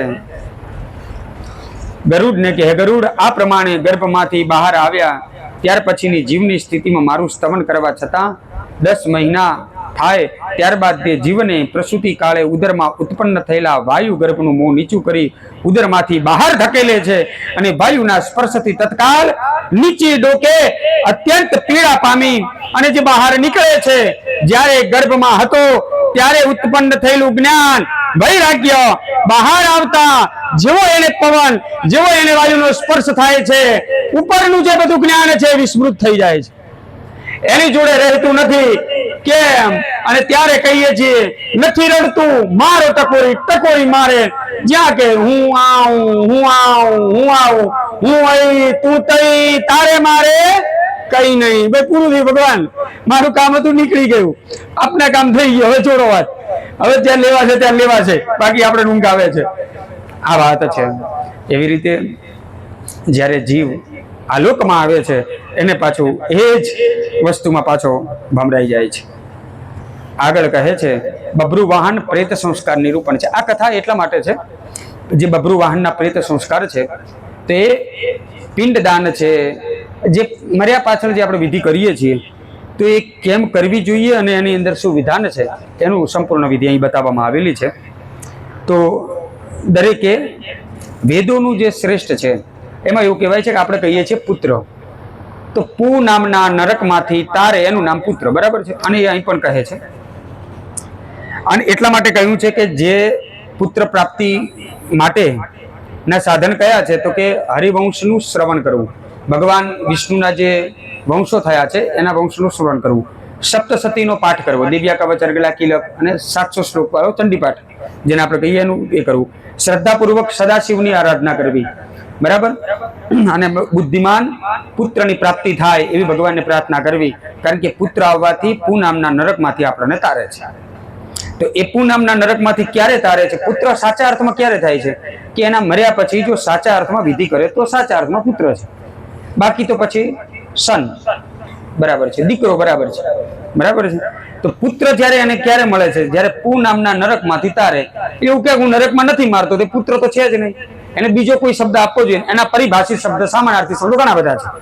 તો કહેવાનો મતલબ એવો છે કે એની પાછળ જે જીવ મરે છે એ જીવની પાછળ ભગવાનના નામ, કંઈક દાન, કશું ન કરી શકાય, કોઈ ઉપર વસ્તુ ન થાય તો કશો વાંધો નહીં. તો કોઈ પણ અબોલા જીવને, હમણાં તો એવું ચાલે છે કે માની લો કે તીર્થમાં ગયા છીએ, તીર્થમાં ગયા હોઈએ ત્યારે આપણને કોઈ વિશેષ વ્યક્તિથી આપણને નફરત છે, તો કોઈ ગરીબને પકડો. અરે ત્યાં પણ માની લો કે ત્યાં નર્મદા છે, નર્મદાનો એક ક્ષેત્ર છે ને એ મર્યાદિત છે, પણ એક નદી એવી છે જેની ક્ષેત્ર કોઈ દિવસ મર્યાદિત નથી, અને એવી નદી કઈ છે? સરસ્વતી, બરાબર. કઈ સરસ્વતી? પાણીવાળી ના, ચોપડીવાળી. એ તો અમર્યાદિત છે, બધી જગ્યાએ છે. તો તમે જે તે સ્થળમાં રહો છો, જે ક્ષેત્રમાં રહો છો, એવા દીકરી, દીકરાઓ, બાળકો, એના વિશે તમે ધ્યાન આપો, એવું પુણ્ય કરો. એ તો કરી શકાય ને. ના, હવે આ બધું ન થાય તો ભાઈ પછી તારો કોઈ અર્થ છે નહીં. કે જીવ પાછળ દાન કરવું છે તો દાનના રસ્તાઓ અનેક છે, એક બે રસ્તાઓ નથી. તમે એવું ન કહી શકો કે અહીં આપી દીધું બધું દાન થઈ જાય, આને આપો એને દાન થઈ જાય. એક ગાય, માનો યા ન માનો, એ ફરજિયાત માનવું પડે. ગાયની અંદર કોઈ બાંધછોડ કરી શકે નહીં. ગાય તો દેશી હોવી જ જોઈએ અને ગાયની પૂજા થવી જોઈએ, બરાબર. એની અંદર તો બાંધછોડ ન થાય. બાકીની દરેક વસ્તુ છે. બ્રાહ્મણને નથી આપવું, ઘણા બધા ગરીબ છે એમને આપો. મહારાજ તો ગમે ત્યાંથી લઈ લે છે, અત્યારે તો બધું મહારાજને જલસા જ છે, તો બીજા કોઈ ગરીબને ગોતો એને આપો. પણ ટૂંકમાં એ પુણ્ય છે ને, એ પુણ્ય તમે અહીં શું જરૂર છે, પિતૃઓને શું જરૂર છે? આજે ગયો છે ને જીવ, એ તો સદગુરુના ચરણમાં બેઠો છે અને સદગુરુ વિચારે કે આજે જ્યારે આ જીવ આવ્યો છે, નારાયણ જેનો આશ્રય લે છે તેવા આપણા ગુરુ માનીએ. અને એક ગુરુની જોડે જ્યારે જીવ હોય અને એ જીવ જ્યારે નજર કરીને જુએ તો કોઈ સારું કામ એની પાછળ ન થતું હોય તો ખરા અર્થમાં એને દુઃખ લાગે છે. ખ્યાલ આવે? એટલા માટે પુણ્ય કાર્ય છે આ 13 દિવસ. એના પછી જ્યારે વર્ષનો સમય આવે તિથિ પ્રમાણે, જ્યારે 3 વર્ષ થાય તિથિ પ્રમાણે, તો આટલા દિવસ આપણે સાચવી લેવા જોઈએ અને એમને એ પ્રમાણેનું દાન કરવું જોઈએ. આ બધી વિધિ બતાવવામાં આવેલી છે. અને ત્યારબાદ આગળ કહે છે કે પ્રથમ 8 દાનમાં પહેલું કદાચ કોઈ દાન હોય ને તો એ ગૌદાન છે. પેલું નામકરણ હોય ને બાળકનું, આપણે જાતકર્મ થઈ ગયા પછી શું આવે, એનું નામકરણ રાખવું પડે. જો તમે નામ ન રાખ્યું હોય, ગમે તે જગ્યાએ ગયા હોય તો હું ફલાણા ભાઈ કહીને બોલાવવાનું ના, એમનું કોઈ નામ તો હોય ને. તો એવી રીતે દાન કરો છો, તો દાન તો ઘણા બધા કર્યા છે, પણ દાનની અંદર સાચા અર્થમાં દાન કયું છે તો કે ગોદાન. પહેલું દાન તમારું કયું હોવું જોઈએ? ગૌદાન. બરાબર છે? તો હવે ગૌદાન તો આપણે નથી આપી શકતા, તો ગાયને કંઈક દાન આપો. ગાયને દાન નથી આપી શકતા તો ગાયને કંઈક દાન આપો, પણ સાચા અર્થમાં ત્યાંથી શરૂઆત કરો. એટલા માટે હંમેશા ગાય આપણા પ્રથમ જ રહેવી જોઈએ. ગાય વિશેનો કોઈ કદાચ પ્રશ્ન કરે છે તો આપણી વિચારધારા ગમે તે હોય એની સાથે સમજોતા આપણા થવા જોઈએ નહીં. અમને કદાચ કોઈક બોલતા હોય તો તમે ત્યાં 2 વાતો હા પૂરવાની, આ બધા એ વાત છે, ચાલશે, કોઈ વાંધો નથી. બ્રાહ્મણને કદાચ બોલતા હોય ને તો ભગવાન ગાય માતા તમને બધું માફ કરશે. બ્રાહ્મણને બોલતા 2 શબ્દ પૂરો, કોઈ વાંધો નથી, જવા દો તમે. પણ ગાયનો જ્યારે પ્રશ્ન આવે ને ત્યારે સાચા અર્થમાં દિલથી એવું થવું જોઈએ કે રખડતી છે ને, રખડતી મારી ગાય નથી. આજે કોઈક પરિસ્થિતિ છે કે એની એવી સ્થિતિ બનીને ઊભી છે, તો જ્યારે પણ આવો કોઈ સમય આવે તો આપણે એને શું દાન કરીએ છીએ? એનું આપણે ગોચર લીધું છે, એને આપણે બધી જમીનો પચાવી પાડી છે, એને આપણે શું આપ્યું છે? એને કશું આપણે આપ્યું નથી, તો પછી આપણે એની ઉપર આંગળી કરવાનો આપણો કોઈ અધિકાર છે નહીં. એટલે ગાયોનો વિશેષ પ્રેમ હોવો જોઈએ. ભગવાન કહે છે કે બ્રાહ્મણ એ હું છું, તો તેમ છતાં કદાચ બ્રાહ્મણને નથી માનતો એ જીવ જો ગાયને માનતો હશે ને તો ભગવાન સમક્ષ છે, ભગવાન તુલ્ય છે. એટલે ગાયોને પ્રેમ કરો. એટલા માટે પહેલું દાન છે તે ગાયોનું દાન છે. આગળ વિશેષમાં બધી અવસ્થાઓ બતાવવામાં આવેલી છે. હવે એક વાત એવી હતી કે નારાયણ અને શ્રી હરિ બંનેની ઈચ્છા થઈ કે હવે આટલું બધું આપણે કરીએ છીએ કે હેડો, તમે એમ કહો છો. નારાયણ એવું કહે છે કે બધા જીવ છે ને મારું નામ તો લે જ છે. ભગવાન એવા છે ને કે કોઈ દિવસ આપણું પડવા દે નહીં. બરાબર છે? જોયું તે બધા મારું નામ લે છે. એમ કોઈને કદાચ એમ થઈ લો માને કે ન માનતો હોય એને નકુચામાં આંગળી આપીનો મતલબ એવો છે પડતી શરૂ થાય, અને પડતી શરૂ થાય તો 10 વાયરા બધા એને ફેવરમાં જ હોય. ગમે ત્યારે ઉકાળ કરે સીધો ઢમ બધી નીચો. તો એ સમયની અંદર એને ભગવાન યાદ આવે. બરાબર? અને ભગવાન યાદ આવે ને અને પછી ભગવાનનું નામ લે. એટલે ભગવાન એવું કહ્યું કે બધા જીવ છે ને બધા જ મારા નામનું સ્મરણ કરે છે, કોઈ મારાથી વિમુખ છે નહીં. એના જે નામ લેવાની પદ્ધતિ છે અલગ અલગ હોઈ શકે. ખ્યાલ આવ્યો? એને નામ લેવાની પદ્ધતિ છે, એ જે નામ લે છે નામ અલગ અલગ હોય, બાકી અંતતઃ તો બધું હું જ છું. લક્ષ્મીજી કે બધી વાત તમારી સાચી, આ બધો તમારો ભ્રમ છે. આ તમે આ જાતને ઓળખતા નથી, આ નથી કોઈની થઈ અને નથી કોઈની થવાની. આ તો તમારી અંદર આવે, જ્યારે તમારી જોડે આવે ત્યારે મીઠું મીઠું બોલી દે અને તમે ભોળા તો ભોળવાઈ જાઓ. પણ ભોળો તો આપણે પેલા કહીએ ભોળા તું તો ભોળવાઈ ગયો તો ભોળા ઉપર છે, પણ નારાયણ પણ એવો જ છે કંઈક. બરાબર છે? તો કે તમે ભોળા છો ને એટલે બાકી મને હું હોઉં ને એટલે તમારી કદર થાય છે, બાકી તમારી કદર થાય નહીં. એમ કહેવામાં આવે કે ભગવાનનું નામ લઈએ ઘરમાં હોય બધું જતું રહે, કોણ લે બતાવો? બધા લક્ષ્મી નોટો જ ગણવી છે. ભગવાનનું નામ લેવાની પાછળ શું છે કે મહિનો થાય સારા એવા પૈસા આપણા ઘરની અંદર બચત થવા જોઈએ. મતલબ તો આ જ છે. નારાયણ કહે છે કશો વાંધો નહીં, લક્ષ્મીજી તમારી જો એવી ઈચ્છા છે તો આપણે કરીએ. જઈ રહ્યા છે ને આવી વાત થઈ ભ્રમણ કરતા કરતા, અને ત્યારે એમની નજર ક્યાં પડી છે તો કે શમશાનમાં લઈ જતા ડાઘુઓ, એની પાછળ રામ બોલો ભાઈ રામ. બરાબર છે? એક નામ સત્ય છે, રામ બોલો ભાઈ રામ. રામ નામ સત્ય છે, રામ નામ સત્ય છે, રામ નામ સત્ય છે. આવું જ્યારે શબ્દ સંભળાયો, લક્ષ્મીજી કહે છે કે જોયું આ તમે એવું કહી રહ્યા છો કે તમારું બહુ માન છે, તમે જો અત્યારે ક્યાં જાય છે બધા, શમશાનમાં જાય છે, કેટલા બધા શોખમાં હોય ઘણા બધા, તો કે હવે તમારે જોવું છે કોના ઉપર પ્રેમ વધારે છે, બરાબર છે? એટલે એવું નથી કે તમે એવું માનતા હો કે આ બધા તમને પ્રેમ કરે છે. થોડી વારમાં હું તમને બતાવી દઉં. નારાયણ કહે છે કે હવે ભાઈ તમે હઠ પકડી, સ્ત્રીની હઠ હોય ને એટલે બહુ જાજી આપણે લપ કરવાની થાય જ નહીં, બરાબર? એમાં આપણે હાથ પાડી દેવાનું થાય છે, બરાબર? તમારો અવાજ વધારે જો પેલો તે આપણે હટ કરવાની થતી નથી. નારાયણ કહે છે કે બધા ભાઈ જો નારાયણ નમતો હોય તો આપણે બધા નમી જવાનું, કોઈ એવું નાનપ ના હોય આમાં. નારાયણ કે ભાઈ હું નમી જવું તો તમને હું એવું બધું અકડે, એ ખોટી અકડ લઈને ફરવાની થતી જ નથી બાપ. ઘરની અંદર ઝઘડા થાય, કોઈક વખત ખેંચી ગયું, બાકી 364 દિવસ તો એવા રાખવાના કે આપણે નમતી નાખી દેવાની, જો એટલા પતી જતું હોય તો, બરાબર? તો નારાયણ કહે છે કે સારું બતાવો એમ. અને લક્ષ્મીજીએ સરસ મજાનું સુવર્ણની ધારાઓ કરી, પેલો કનક સ્તોત્ર કરતા હોઈએ અને પછી કેવી આમ સોનાનો વરસાદ થાય એવી રીતે વરસાદ થયો. બધા વિચાર કર્યો કે વરસાદ થયો, રામ બોલો ભાઈ રામ, વરસાદ થયો, રામ બોલો ભાઈ રામ, વરસાદ થયો. અને ત્યાં ઉપર જોયું કે આ તો વરસાદ નહીં, આ તો હોનાનો વરસાદ થયો. તે બધા ભાગ્યા એની પાછળ હોના લેવા માટે, પેલું ભેગું કરવા માટે. હવે 4 ડાકુ હતા, 2 જણ રહ્યા, આમ થઈ ગઈ ઠાઠડી. એક જણ કેટલા ઉભારો તો કે જોઈ આ મરી ગયા છે, ક્યાંય જવાનું નહીં, અડધો કલાક પછી આવશું ને આવીને ઉભો હે, કોઈ જગ્યાએ જવાનું નહીં, આ છે વરસાદ હમણાં બંધ થઈ જાય, આપણે બધા રહી જઈશું. પાછા એ વીણવા જતા રહ્યા. લક્ષ્મીજીએ કહ્યું કે જોયું ભગવાન, આ છે સાચું, આ બધા રામ નામ સત્ય છે કે છે, પણ એ જયારે લક્ષ્મીજી આવ્યા ને ત્યારે બધું રામે ભૂલાઈ ગયો, પેલી જેની પાછળ શમશાન યાત્રા હતી એ પણ ભૂલાઈ ગઈ અને મારી પાછળ આવ્યા છે. અને ત્યારે નારાયણે કહ્યું છે કે આ બધા જીવ આવ્યા છે ને, નારાયણ કહે છે આ જીવ છે ને એ તમને એવું લાગે છે કે દાન માટે આવ્યા છે, પણ દાન માટે ક્યારે આવ્યા છે? કારણ કે એની અંદર જીવ રૂપી નારાયણ હું છું એટલે આવ્યા છે.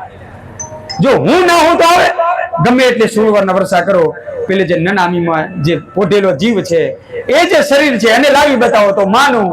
અને ત્યારે લક્ષ્મીજીને થયું કે વાત તો સાચી છે, આ ખોડિયામાં બેઠેલો નારાયણ જ્યાં સુધી ફરાવે છે ત્યાં સુધી લક્ષ્મીની કદર છે, પણ જ્યારે નારાયણ જતો રહ્યો, જીવ જતો રહ્યો ને પછી ગમે એટલો સોનાનો ઢગલો કરો એ શરીરને કોઈ મતલબ નથી, એને કોઈ પડી પણ નથી. અને એટલા માટે નારાયણ મહત્વના છે, સાથે લક્ષ્મી તો ઉપાસના એમને આવી જ જાય છે. લક્ષ્મીજી પિયરમાં ગયેલા કેટલા દિવસ સુધી ગોમવાળા વાતો કરે કે રીહણે આયા કેમ બના, તાર કેમ આવું થયું, હું ઝઘડા થયા, તને રાખતી નહીં તારા હાહુ, આવા પ્રશ્ન થાય. પાછી બીજા દિવસે તેલો ભરીને કરે, સમજાય? એટલે ક્યાંય પિયરમાં હારા વાત છે જ નહીં, સીધા આવવાના છે અહીં. નારાયણ વગર લક્ષ્મીજી ક્યાંય દૂર જવાના નથી. નારાયણને પકડો, થડને પકડો, બસ.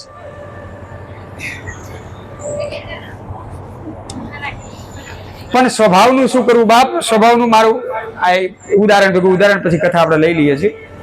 મારી જેમ મને ગમતું ઉદાહરણ છે, ગુલાબ જામુન વાળું છે.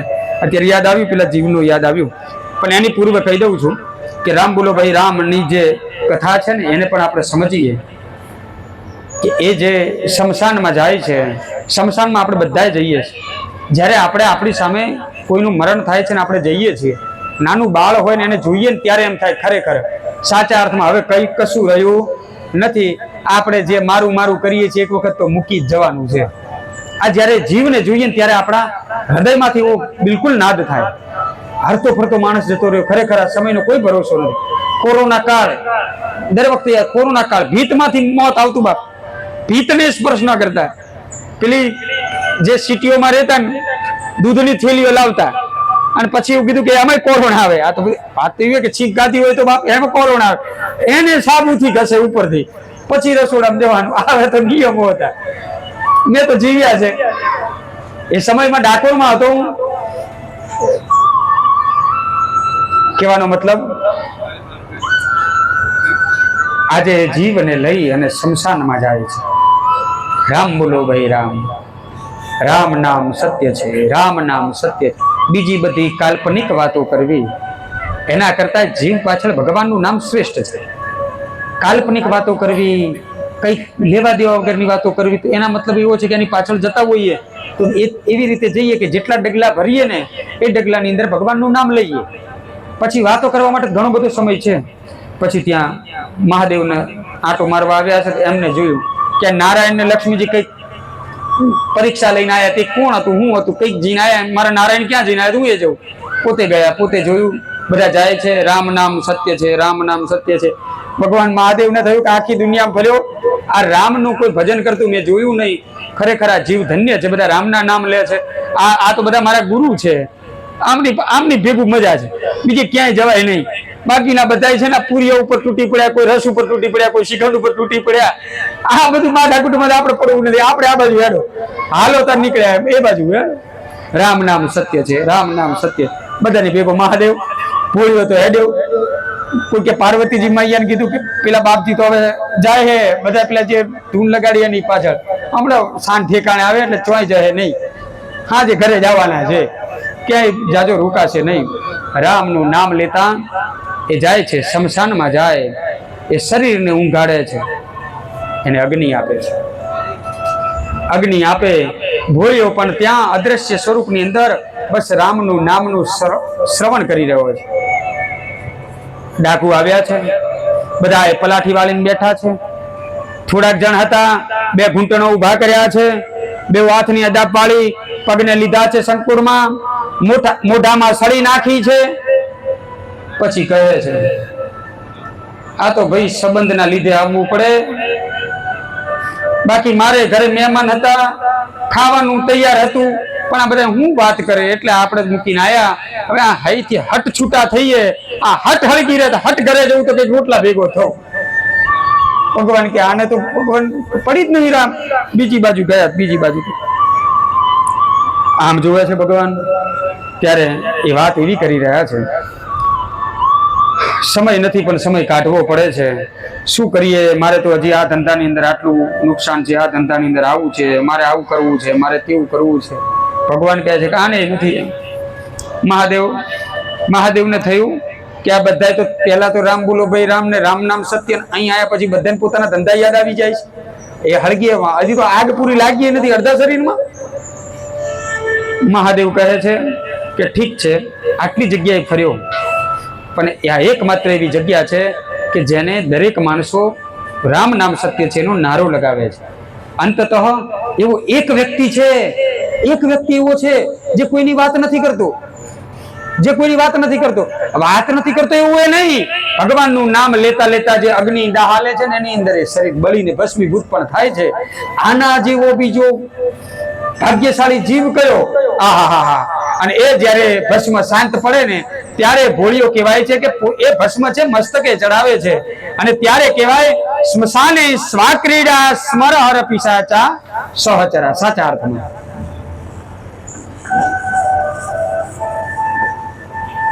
અને એટલા માટે બધાએ તો પોતાના કામ યાદ આવ્યા, થોડું હળગ્યું ન હળગ્યું થયું, બધાએ ત્યાંથી પોતપોતાના રસ્તા પકડ્યા.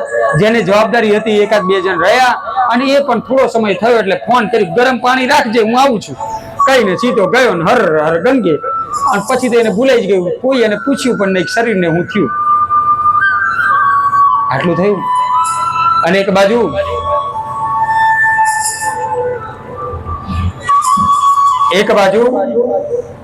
મહાદેવને લગ્ન લાગી છે. મહાદેવને લગ્ન લાગી. પાર્વતીને થયું મારે ભોળીઓ બધી જગ્યાએ ભૂળવાઈ જાય, હવે મારે શું કરવું, હાવ ભોળા રહ્યા. એવું આપણને બધાને શંકા હોય છે, કોઈ ભોળું હોતું જ નથી, પણ આપણને મનમાં છે અમારા વાળા ભોળા એમ. હવે ભોળાને તો ભોળો, માને એમ થયું પાર્વતી મૈયાને થયું કે ભોળિયો તો ભોળો. આ ભોળા કંઈક ભોળવાઈ ગયા અને આવ્યા ને ત્યારે જોયું તો શમશાનમાં બેઠા, કોઈ ન હંગર્યા. ગામમાં નહીં, મંદિર તો તમારા ગામની બહાર રાખે છે, હવે તમે પાછા શમશાનમાં રહેવા માટે કોઈ સારી જગ્યા ન મળી. અને ત્યારે એમને કહ્યું કે આ એવી એક જગ્યા છે જ્યાં રામના નામ બોલતા બોલતા લોકો આવે છે. આ તો મારા માટે મારું સ્થાન છે, આ તો મારી જગ્યા છે, આ છોડવાનું મને મન થતું નથી.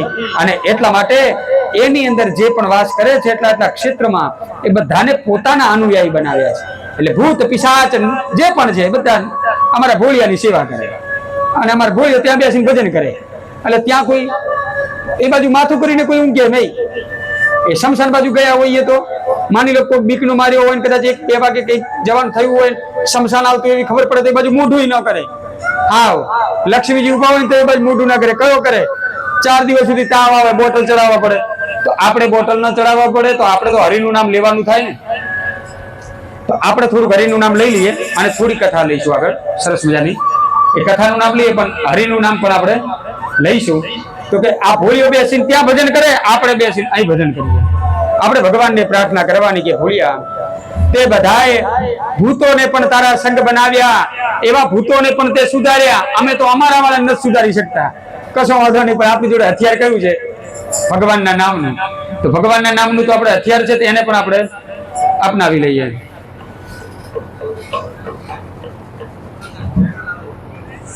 જય જય ભોળા શંભો તમારી દોડ લાગી, જય જય શંભો ભોળા તમારે ધૂન લાગે, જય જય ભોળા શંભો તમારી દોડ લાગી, જય જય શંભો ભોળા તમારે ધૂન લાગે, તારી દોડ લાગે ભોળા, તારી દોડ લાગી, તારે ધૂન લાગે ભોળા, તારે ધૂન લાગે, કૈલાસ પર્વત વાળા તમારે ધૂન લાગી, ભોળા તમારે ધૂન લાગે, અંગ સર્પ કાળા તમારે ધૂન લાગી, તમારે ધૂન લાગે, તારી ધૂન લાગે ભોળા, તારે ધૂન લાગી, તારી ધૂન લાગે ભોળા, તારી ધૂન લાગે, પાર્વતીના પતિ તમારે ધૂન લાગી, પાર્વતીના પતિ તમારે ધૂન લાગે, સિર પર ગંગાધારી તમારે ધૂન લાગી, તમારે ધૂન લાગે, જય જય શંભો ભોળા તમારે ધૂન લાગી, જય જય શંભો ભોળા તમારે ધૂન લાગે, તારે ધૂન લાગે ભોળા, તારે ધૂન લાગી, તારે ધૂન લાગે ભોળા, તારે ધૂન લાગે, હાથમાં ત્રિશૂળ વાળા તમારે ધૂન લાગે, હાથમાં ત્રિશૂળ વાળા તમારે ધૂન લાગે, ડમ ડમ ડમરો વાળા તમારે ધૂન લાગે, ડમ ડમ ડમરો વાળા તમારે ધૂન લાગે, તારે ધૂન લાગે ભોળા, તારે ધૂન લાગે, તારી ધૂન લાગે ભોળા, તારી ધૂન લાગે, જય જય શંભો ભોળા તમારે ધૂન લાગી, જય જય શંભો ભોળા તમારે ધૂન લાગે, વાઘ વાળા તમારે ધૂન લાગે, વાઘ વાળા તમારે ધૂન લાગે, બબુ જોડી તમારે ધૂન લાગે, અન્ય ભસ્મ જોડી તમારે ધૂન લાગે, હર શંભો ભોળા તમારે ધૂન લાગે, હર હર શંભો ભોળા તમારે ધૂન લાગે, તારે ધૂન લાગે ભોળા, તારે ધૂન લાગે, તારે ધૂન લાગે ભોળા, તારે ધૂન લાગે, હર હર શંભો ભોળા તમારે ધૂન લાગે, હર હર શંભો ભોળા તમારે ધૂન લાગે. બોલ સદગુરુ દેવ જય. ત્યારબાદ આગળ બતાવે છે કે માણસે વિચારવું હોય તો શું વિચારવું, એવો કયો પ્રશ્ન છે જેના વિશે વિચારવું જોઈએ. અને ત્યારે ગરુડ પુરાણ કહે છે કે તું જેને પુત્ર માને છે, તું જેને પૌત્ર માને છે, તું જેને સ્ત્રી માને છે, તું જે દ્રવ્ય માની રહ્યો છે, એક વખત સાચા અર્થમાં વિચારજે આ બધું કોના માટે. થોડી વાર તું વિચારીશ અને જ્યારે તું એકાંતમાં વિચારીશ ને પછી તારે કોઈ ધર્મશાસ્ત્ર ફેદવાની જરૂર પડશે નહીં. તું એમ કહે છે કે આ મારી દીકરી છે એ નથી ત્યારે કોની હતી? કંઈક તો હશે ને, એનું ક્યાંક તો અસ્તિત્વ હશે. અમારા પિતા હતા, અમારા દાદા હતા, એ હવે નથી તો હવે ક્યાંક તો હશે. અથવા તું નતો ત્યારે પણ બધો સંસાર તો હતો જ, એટલે તું નહીં હોય તો એ હશે બધા. એટલે ખોટો અહંકારમાં ન આવી જાય. પણ ટૂંકમાં હવે આગળ કોઈક વસ્તુની આપણે તકેદારી રાખવી પડે. જ્યારે કોઈ જીવ એવો છે કે જે મરણ પથારીએ છે, બરાબર, આપણને ખબર છે કે હવે વધારે સમય જીવી નથી શકવાનું, એની અવસ્થા એ રીતની આવી ગઈ છે, ત્યારે આપણે શું કરી શકીએ?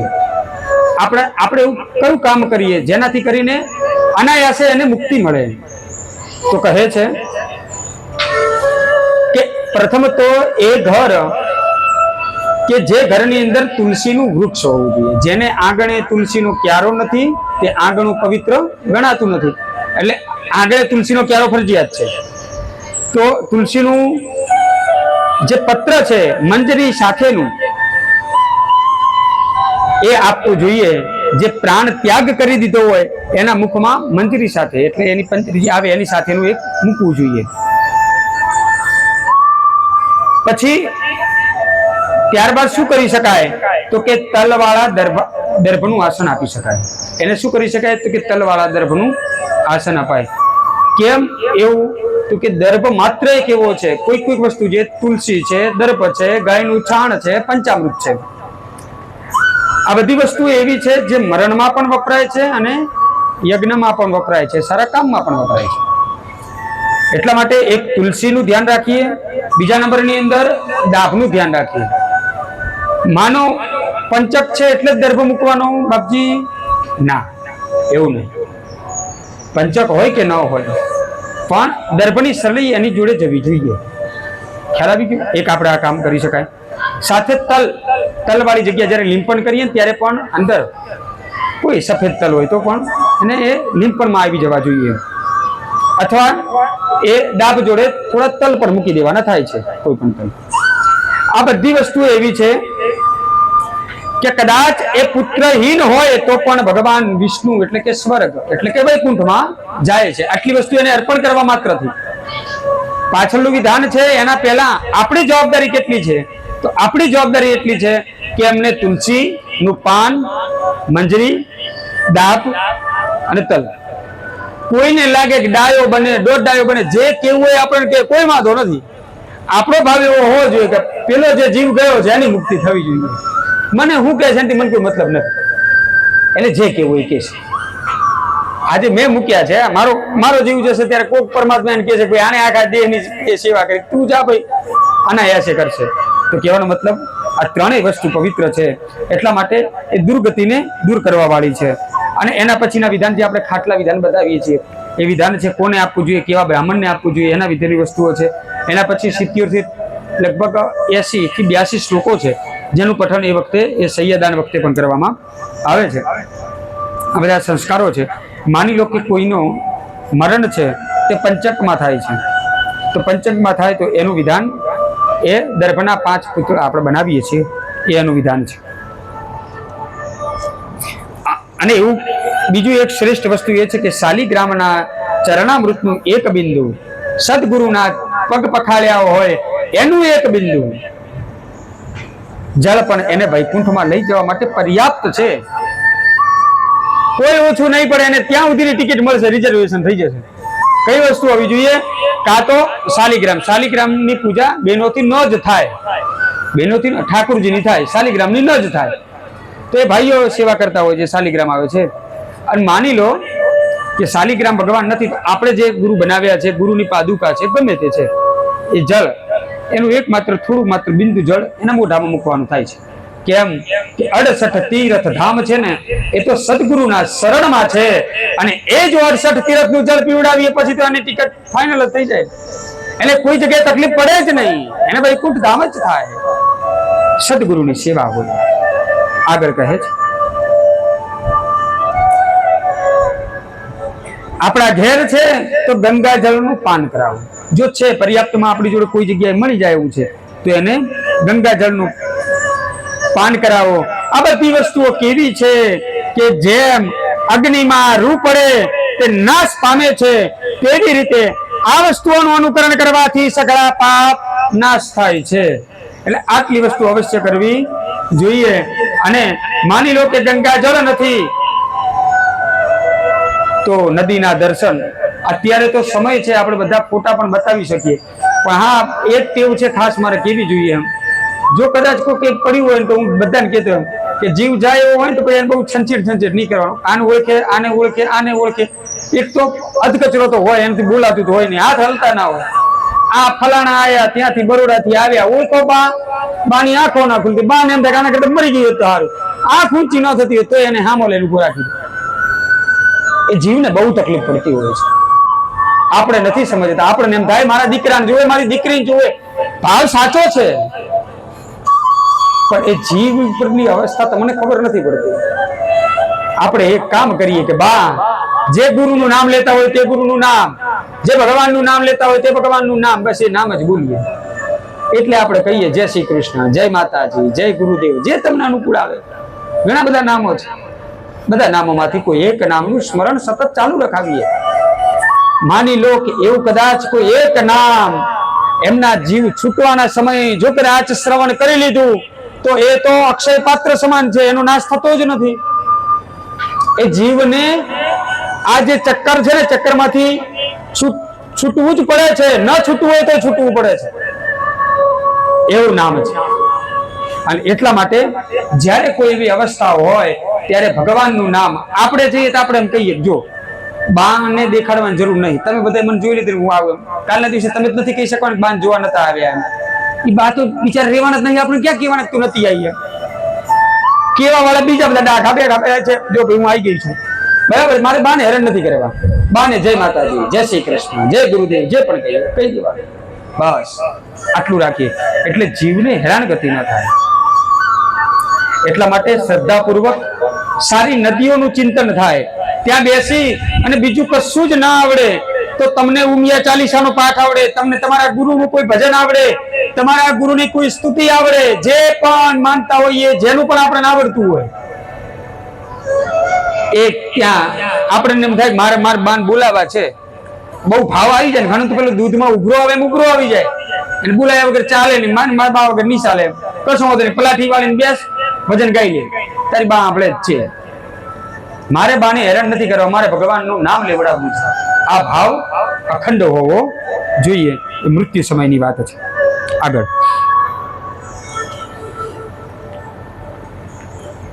એના પ્રાણ છૂટે છે ને, એ પણ ગતિઓ નિશ્ચિત કરે છે. કાલે વાત થઈ ને તો અમારા મુકેશભાઈએ ભીખા દાદાને યાદ કર્યા હતા, સુનિલભાઈના. એમને કે છે ને એમને બેઠા બેઠા ગુરુ, તમે હતા ભરત કાકા, એ બેઠા હતા, હું ત્યાં બેઠો એમ, અને નામ લેતા લેતા, ગુરુનું નામ લેતા લેતા આમ બે હાથ કર્યા અને જીવ છૂટી ગયો. બોલો ક્યાં કોઈ છે? છૂટી ગયો. અરે શ્રદ્ધા રાખો ગુરુમાં, યમની તાકાત નથી તમને પીડા આપી શકે, એની શું તાકાત? પણ તમારી જોડે કશું છે જ નહીં. હથિયાર લીધા વગર બેઠા છો, તમે અહીં ટપલી મારી જાય. હારા બનીને બેહો, બધા ટપલી મારે. પણ તમારી જોડે જો સુરક્ષા હોય, ગુરુના નામની સુરક્ષા હોય, ભગવાનના નામની, તો જગતગુરુ શંકરાચાર્ય કહે છે કે જેને જીવનની અંદર ગીતાના શ્લોકનું પઠન કર્યું છે, જેને જીવનની અંદર ગંગાના જળનું પાન કર્યું છે, જેને જીવનમાં ગુરુનું નામનું સ્મરણ કર્યું છે, જેને હરિનું સ્મરણ કર્યું છે, પછી તસ્ય યમઃ કિં કુરુતે ચર્ચા, ત્યાં એમની કોઈ ચર્ચા હોતી નથી, તે તો એમને એમ છૂટી જાય છે. આવી વાત કરી છે. અને ત્યારબાદ આગળની જે કથા છે,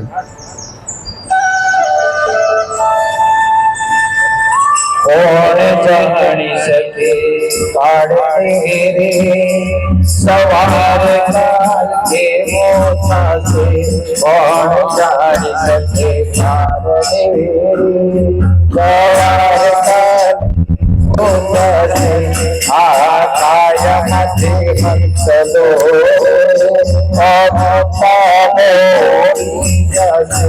તારા મોટા મોટા ભક્તલા રે મોટા રે તારા મોટા મોટા બંગલા રે મોટા રે બધી માયા મોરી એ બધી માયા મોરી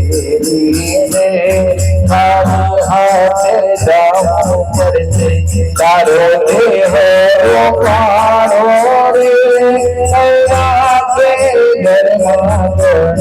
તારા સદાનો સંબંધી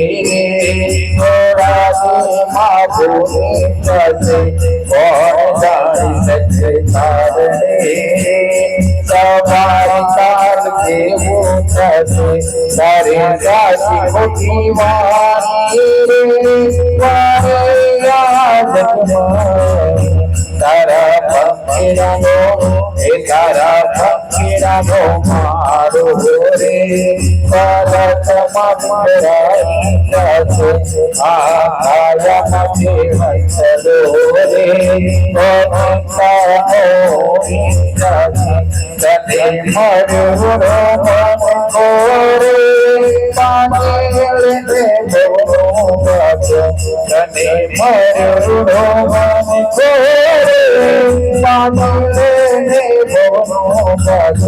તારો રામ સાચો રે તારો સફળ થશે આ કાયામાંથી હસલો રે પોતાનો જશે કોણ જાણી શકે કોણ જાણી શકે કારણે રે સર્વાકાર કેવું થશે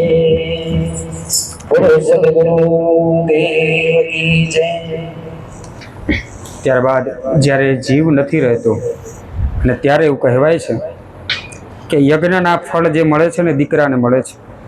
કઈ રીતે બાપ? તો કહે છે કે જ્યારે દીકરો પોતાના ખભા પર મા બાપને માને કે બાપને શમશાને લઈ જનારો થાય છે, જેટલા પગલા ભરે છે ને એટલા પગલે એને અશ્વમેધ યજ્ઞનું ફળ મળે છે. બાલ્ય અવસ્થામાં પિતાએ પુત્રને ખભે અને ખોળામાં લઈને બહુ લાડ લડાવ્યા હોય, માએ બહુ લાડ લડાવ્યા હોય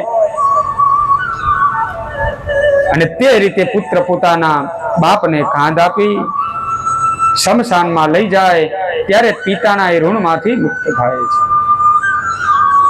એટલે શમશાન યાત્રા છે એ સામાન્ય યાત્રા નથી, એ તો ઋણમાંથી મુક્ત થવાનું એક સાધન છે. એટલે જેટલા પગલા ભરે છે મા પાછળ, બાપ પાછળ, સંબંધીઓની પાછળ જાય છે ત્યારે શમશાનમાં જવાના અનેકો પુણ્ય બતાવ્યા છે. અને આવી રીતે જ્યારે એ શમશાનમાં જઈ અને અગ્નિદાહ કરે છે, એના પછી એના સંસ્કારો કરાવે છે. જો આમ ન કરાય તો કુટુંબી અન્ય વ્યક્તિનું પણ, જો આવી રીતે ન થાય તો બધાનું પણ ખોટું થાય છે. પણ માની લો કે કદાચ એનું પંચકમાં મૃત્યુ થાય છે તો એટલા માટે પંચકની વિધિ અનિવાર્ય છે. પંચકની અંદર જો આપણને ખબર પડે કે આ જીવ પંચકમાં ગયો છે તો કાં તો અડદના લોટના પૂતળા બનાવી, એની અંદર કોઈ ઉપલબ્ધ નથી, કશું આપણને ખબર નથી, કોઈ મહારાજ નથી મળતા, શું કરવું? આ પરિસ્થિતિની અંદર એને આપણે એવો ભાવ રાખીએ કે આની અંદર એવો કોઈ જીવ તત્વ આવે પરમાત્મા જે અમારા ઘરોને જે અનિષ્ટ કરવાના છે તે બધા આની અંદર આવી જાય, એટલે અમારા કોઈનું અનિષ્ટ થાય નહીં. એની સાથે પૂતળા અંદર મૂકવાના, 5 પિંડ આપવાના, એ જ તે આપણે અડદના બનાવીએ છીએ. આવી રીતે ઘનિષ્ઠા નક્ષત્રથી પ્રથમ ચરણથી આરંભ થતો રેવતી નક્ષત્ર સુધીનો કાળ છે એને પંચક કહેવામાં આવે છે. આ પંચમ કાળની વિધિ બતાવવામાં આવી છે. અને ત્યારબાદ આગળ જતા જ્યારે અર્ધ બળી જાય અને પૂર્ણ બળી જાય ત્યારે તે મસ્તકની ખોપરી ફોડવી અને ગૃહસ્થ હોય તેને લાકડાથી અને યતિની શ્રીફળથી ફોડવી જોઈએ. તમે એવું સમજતા હોઈએ કે આ તો ગરુડ પુરાણમાં મહારાજ પહેલા તમે કોઈ દિવસ આવતું નથી સાંભળ્યું, પણ હકીકત એવું છે કે સંપૂર્ણ વાંચી તો નથી શકાતું, પણ નથી સમજાવી શકાતું, કારણ કે સમયની મર્યાદા દરેક જગ્યાએ રહેલી છે. પરંતુ જે આપણે લાકડેથી ફોડીએ છીએ ને એની પાછળનું કારણ છે કે આપણે બધા ગૃહસ્થી છીએ, બરાબર છે. અને જે માની લો કે યતિ છે, સંન્યાસી છે, જેને સંન્યાસ ધારણ કર્યો છે, એના બે રીતે હશે. એક તો અગ્નિદાહ પણ આપી શકાય, એક અગ્નિદાહ આપી શકાય. માની લો કે એને પછી ગૃહસ્થ છોડ્યું હોય, થોડા સમય સુધી રહ્યા હોય પછી એને છોડી દીધું હોય તો એમને અગ્નિદાહ આપી શકાય. પણ જેને બાળપણથી જ એને વિચાર કર્યો, બાળપણથી જ એને ઘરનો ત્યાગ કરી લીધો છે, તો પછી એમનું શું કરે? ત્યારે એવું કહે છે કે મારું જીવન છે તે સમાજની સેવામાં છે. પછી આ જે શરીર છે ને એને શું કરવાનું? તો શરીરને શું કરવાનું? કશું નહીં. વહેતા પાણી ધક્કો મારી દો એટલે કે કીડા ખાય, જે પણ માછલીઓ છે બધું ખાય. અને એટલા માટે આપણે એવા વિડીયો અવારનવાર જોઈએ છીએ કે ગંગાની અંદર કોઈ મરી ગયેલા હોય તો એમને ધક્કો મારતા હોય સાધુઓને, તેની પાછળ પથ્થર બાંધીને મારે. એમ કેમ? કારણ કે એમની એવી ઈચ્છા હોય કે આ શરીર થકી મેં સમાજની સેવા કરી, પછી આ શરીરનું કામ હવે સમાજને નથી તો એ શું કરે છે? બાળી નાખશે. તો એક કામ કરો, આ શરીરની અંદર કઈક એવું તત્વ છે જે બધા જીવાતોને મળે, એટલા માટેથી મારો જે દેહ છે ને એ તમે ગંગાજીમાં કોઈ સારી નદીમાં પધરાવી દેજો, પણ ઉપર ન આવી જાય એટલે એમને પથ્થર બાંધીને એ રીતે પધરાવતા હોય છે. આ પણ એક વિધાન બતાવવામાં આવેલું છે. આવી રીતે એના અગ્નિ સંસ્કાર બતાવવામાં આવેલા છે, બરાબર. માની લો ને કે કદાચ એવું કહેવાય છે કે જેનું હાડકું એક કાગડો લઈને ઉડ્યો અને ગંગા નદીમાં પડે તો પણ એનો ઉદ્ધાર થઈ જાય, આટલી તાકાત છે આપણી નદીઓમાં. હા, બિલકુલ આપણા 10મા અધ્યાય 12મા અધ્યાયની અંદર જ છે, બરાબર. અને મોટા દીકરાવાળી પેલી કથા પણ છે, આપણને સરસ યાદ પણ છે કે એક દીકરાને એન બાપા એક્સપાયર થઈ ગયા. અને આપણા કથાથી પછી આપણે કથાની વિરામ તરફ જ લઈ જઈશું. એને એની માં હતી, એના પિતાજી દેહાંત થયું, ઘણો એવો સમય થયો.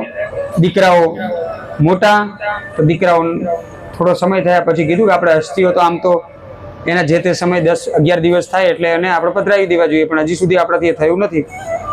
તો એક કામ કરો, તમે જઈ અને ગંગાજીમાં પધરાવી આવો, બીજું જ કશું કરવાનું છે નહીં. તો આપણે આટલું કરી શકાય કે આ જે એમની અસ્થિઓ છે ને ક્યાં પધરાવવાની છે? ગંગાજીમાં પધરાવવાની છે. ગંગાજીમાં પધરાવી આવીએ તો કહે છે કે વાત બરાબર છે, પણ હવે ગંગાજીમાં આપણે માનતા નહીં. સમજે? બધું પાણી એક જ છે ને, શું છે? તો જાવ તો પાણી જ છે. ઘરમાં નળમાં આવે એ પાણી, ડોલમાં આવે એ પાણી છે, ગટરનું પાણી છે, બધા પાણી જ છે. પાણીમાં વળી શું ભેદ? હા, આવા બુદ્ધિશાળી માણસો ઘણી વખત આપણે બધાને મળતા હોય છે, બધા બુદ્ધિશાળી તત્વો છે. વાત સાચી છે.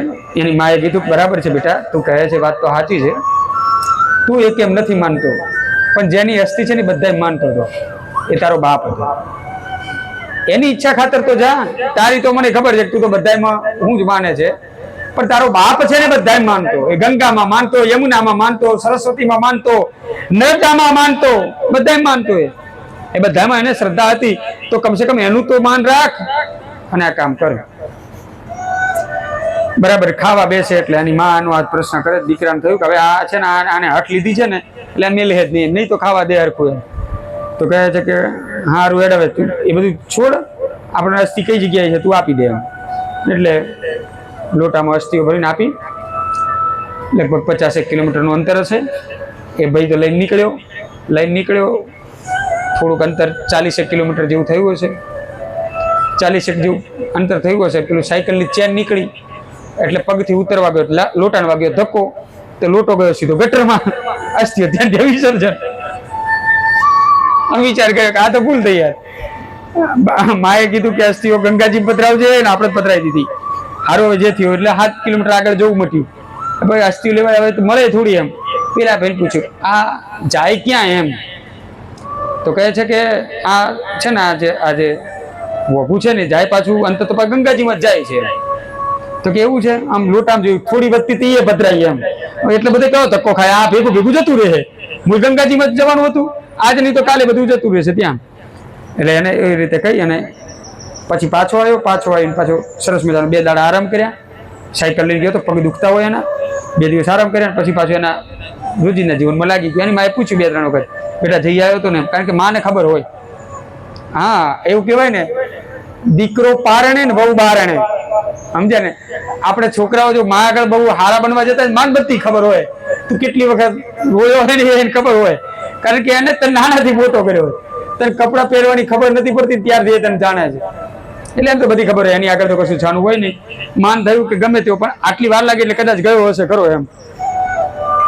પછી થોડો સમય થયો ને પછી એની માએ કીધું, એક વખત જમવા બેઠા કીધું એમ કે સાચું બોલ, તું ગયો નથી એમ. તો કે કેમ આવું કેમ કે છે? હું જઈને જ આવ્યો છું કમ્પ્લેટ, આ બધું વિસર્જન કરીને આવ્યો છે, આપણે એવું બધું કાચું કામ રાખતા નહીં. તો કે ના તું ગયો નથી. ખા સોગન. તો સોગન તો તું કે એટલા ખાવ, ખાવાનું ખાઈ જઈશ, સોગન ખાવામાં હું વાંધો? અર્ધ નહીં સોગન ના અપાય એને. સોગન બધાની ખાઈ ખાઈ પછી મને સોગન હું ગમે નહીં ખાવ, કોઈ કશું થતું નહીં. તારે હું બધા માર નાખવા છે? તારી શું ઈચ્છા છે? તું સોગન ખાઈ બધા મરી જ જાય, ટપકી જ જાય? એવું નહીં. સોગન ખાવ છો ને મતલબ એવું છે પ્રમાણ તમે ભગવાનને બચેલો છો, એટલે એનાથી બચવું જોઈએ. પેલો કે સોગન તું કે એટલા ખાઈએ એમ. એની માએ કીધું કે બેટા તારો બાપ મારા સપનામાં આવીને કીધું કે આ રમી પૂરો ગંગાજીએ પહોંચ્યો નહીં, અધ વચ્ચે આજે અસ્થિઓ હતી બધી ગટરમાં પધરીને પાછો આવ્યો છે. આ સપનામાં કીધું એમ. એક તો તું લોહી પીનારી, જયારે હું ખાવા બેહું ત્યારે તું મને ખાવા ન દે, અને એક મારો બાપ મર્યા પછી પણ સુધર્યો નહીં. કોના દીકરાને એવું જોઈએ એમ? મારો બાપ મર્યા પછી પણ સુધર્યો નહીં. અહીંથી 40 કિલોમીટર હું ગયો ત્યારે ગટરમાં પડી કદાચ, બરાબર છે? તો એ 40 કિલોમીટર થી પાછો અહીં કેવા માટે આવ્યો? હું ગંગાજી નથી ગયો. 7 કિલોમીટર પેલી બાજુ જતા ગંગાજી નહોતી. આટલા બધા ધક્કો ખાધો લેવાન દેવા વગરનો. આટલો થોડોક આગળ ગાતો 7 જ કિલોમીટર થી આગળ ગંગા. એટલે આ સુધરે નહીં જ્યારે. એટલે એની માં કે વાત તારી સાચી બેટા, ન તો તારો બાપ સુધર્યો ન અમે સુધર્યા, એક તું સુધરેલો રહ્યો. ભગવાન આવો સુધરેલા સંતાન બીજા કોઈ ના આપે, મને આપે એ ઘણા છે. તો આવા તો ટૂંકમાં જો ભૂલથી પણ જો અસ્થિ ગંગાજીમાં જાય છે તો પણ એનું મહાત્મ્ય છે. તો ગંગાજીમાં મતલબ એવો છે કે પવિત્ર તીર્થોનું સ્મરણ થાય, એ વાત અહીં બતાવવામાં આવેલી છે. અને ત્યારબાદ જે આપણે વિધિ જઈને કરીએ છીએ તીર્થોમાં, એ તીર્થોની અંદર જઈને વિધિ બતાવીએ છીએ. તે 10માનું શ્રાદ્ધ છે, 11માનું શ્રાદ્ધ છે. એ 11માના શ્રાદ્ધની અંદર કહે છે કે જે જીવ ગયો છે ને જીવ પાછળ તું આંસુ ન વહે, આંસુ બગાડીશ નહીં. તો એની પાછળ સારા કામ કરવાનું ધ્યેય રાખ. સારું કામ છે, પુણ્ય છે, એને કામ આવવાના. તારા આંસુ કોઈ કામ આવવાના નથી. એટલે આંસુ કોઈને દેખાડવા માટે આપણી આંખમાંથી આંસુ ન આવવા જોઈએ. આપણા ભાવ એવો થાય કે જ્યાં સુધી અમારા લખેલા હતા લેખ ત્યાં સુધી અમે ભેગા હતા, હવે એ લેખ પૂરા થયા. જ્યારે અન્ન ખૂટી જાય ત્યારે પછી જીવ જતો રહેવાનો છે. તો એની પાછળ આંસુ સારવાથી કશું મળવાનું નથી. તો એની પાછળ શું કરી શકાય? તો એની પાછળ કેવલ ને કેવલ સારા પુણ્ય કરી શકાય, ભગવાનના નામનું સ્મરણ કરી શકાય. આ કામ તારે કરવું જોઈએ. એટલે બીજી વસ્તુ વિશેષમાંથી છોડી દે, આવું બતાવવામાં આવ્યું છે. અને ત્યારબાદ કહ્યું છે હંસ, પરમહંસ, કૌટુંબી અને બહુદક, આમ 4 પ્રકારના સંન્યાસી મૃત્યુ પામે ત્યારે તેમને ભૂમિમાં દાટી દેવા જોઈએ. સંન્યાસીમાં પણ પ્રકાર છે, જેને આપણે સમાધિ કહીએ છીએ. સમાધિ આપે એવું આપણે કહીએ છીએ કે સમાધિ આપી છે. તે 4 પ્રકારના જે સંન્યાસીઓ છે તેમને કરવામાં આવે છે. અથવા ગંગા આદિ તીર્થો નજીકમાં ન હોય તો તેમને ભૂમિમાં દાટવા, પણ જો મહાનદીઓ નજીકમાં હોય તો તેમનું શરીર તેમાં વહેતું મૂકી દેવું જોઈએ. અમે પહેલા તમને સમજાવ્યું, પણ ટૂંકમાં એ છેલ્લા અધ્યાયની અંદર આપણને એ પણ બતાવે છે કે જે સંન્યાસી છે, કદાચ માની લો કે આપણા ગામની અંદર ભિક્ષા કરવા માટે આવ્યા છે, એ સંન્યાસી છે, અર બાપા આમ નાખી દેવાય. એ અર બાપા એ આપણા માટે અર બાપા, એના માટે તો એ બધું એ જ થાય. જેના જે પ્રમાણેના નિયમ બતાવ્યા છે એના એ જ પ્રમાણેનું કાર્ય કરવું જોઈએ. આવી રીતે ત્યાં વર્ણન બતાવવામાં આવેલા છે. 10 કાત્ર વિધિનું બતાવવામાં આવેલું છે. ગયાજીમાં શ્રાદ્ધ કરવાનો મહિમા બતાવવામાં આવેલો છે. જ્યાં જે પ્રમાણેની શ્રદ્ધા હોય ત્યાં પ્રમાણે ત્યાં શ્રાદ્ધ એનું કરવું જોઈએ. અને કોઈ કાર્યની અંદર આપણાથી કચાશ રહે છે તો જે તે દેવને પૂર્ણ કરી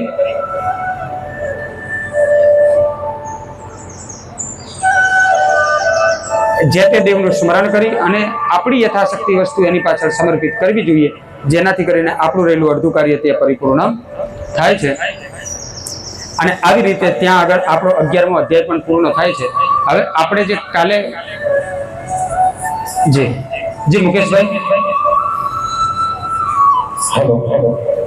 કેવો અભાગ્યો જીવ છે સત્સંગ ન પાવે એવો ભાગ્યો જીવ છે સત્સંગ ન પાવે હાથ બીજા છે તને તારી રે પડવા હાથ બીજા છે તને તારી રે પડવા લોપા તો કાની તારે ટેવ છે રે તને સત્સંગ ન પાવે એવો ભાગ્યો જીવ છે રે એને સત્સંગ ન પાવે જીવ દેને ચિતને હરિ ગુણ ગાવા ગીતા દીધી છે મને હરે ગુણ ગાવા મારા તારા તારે દેવ છે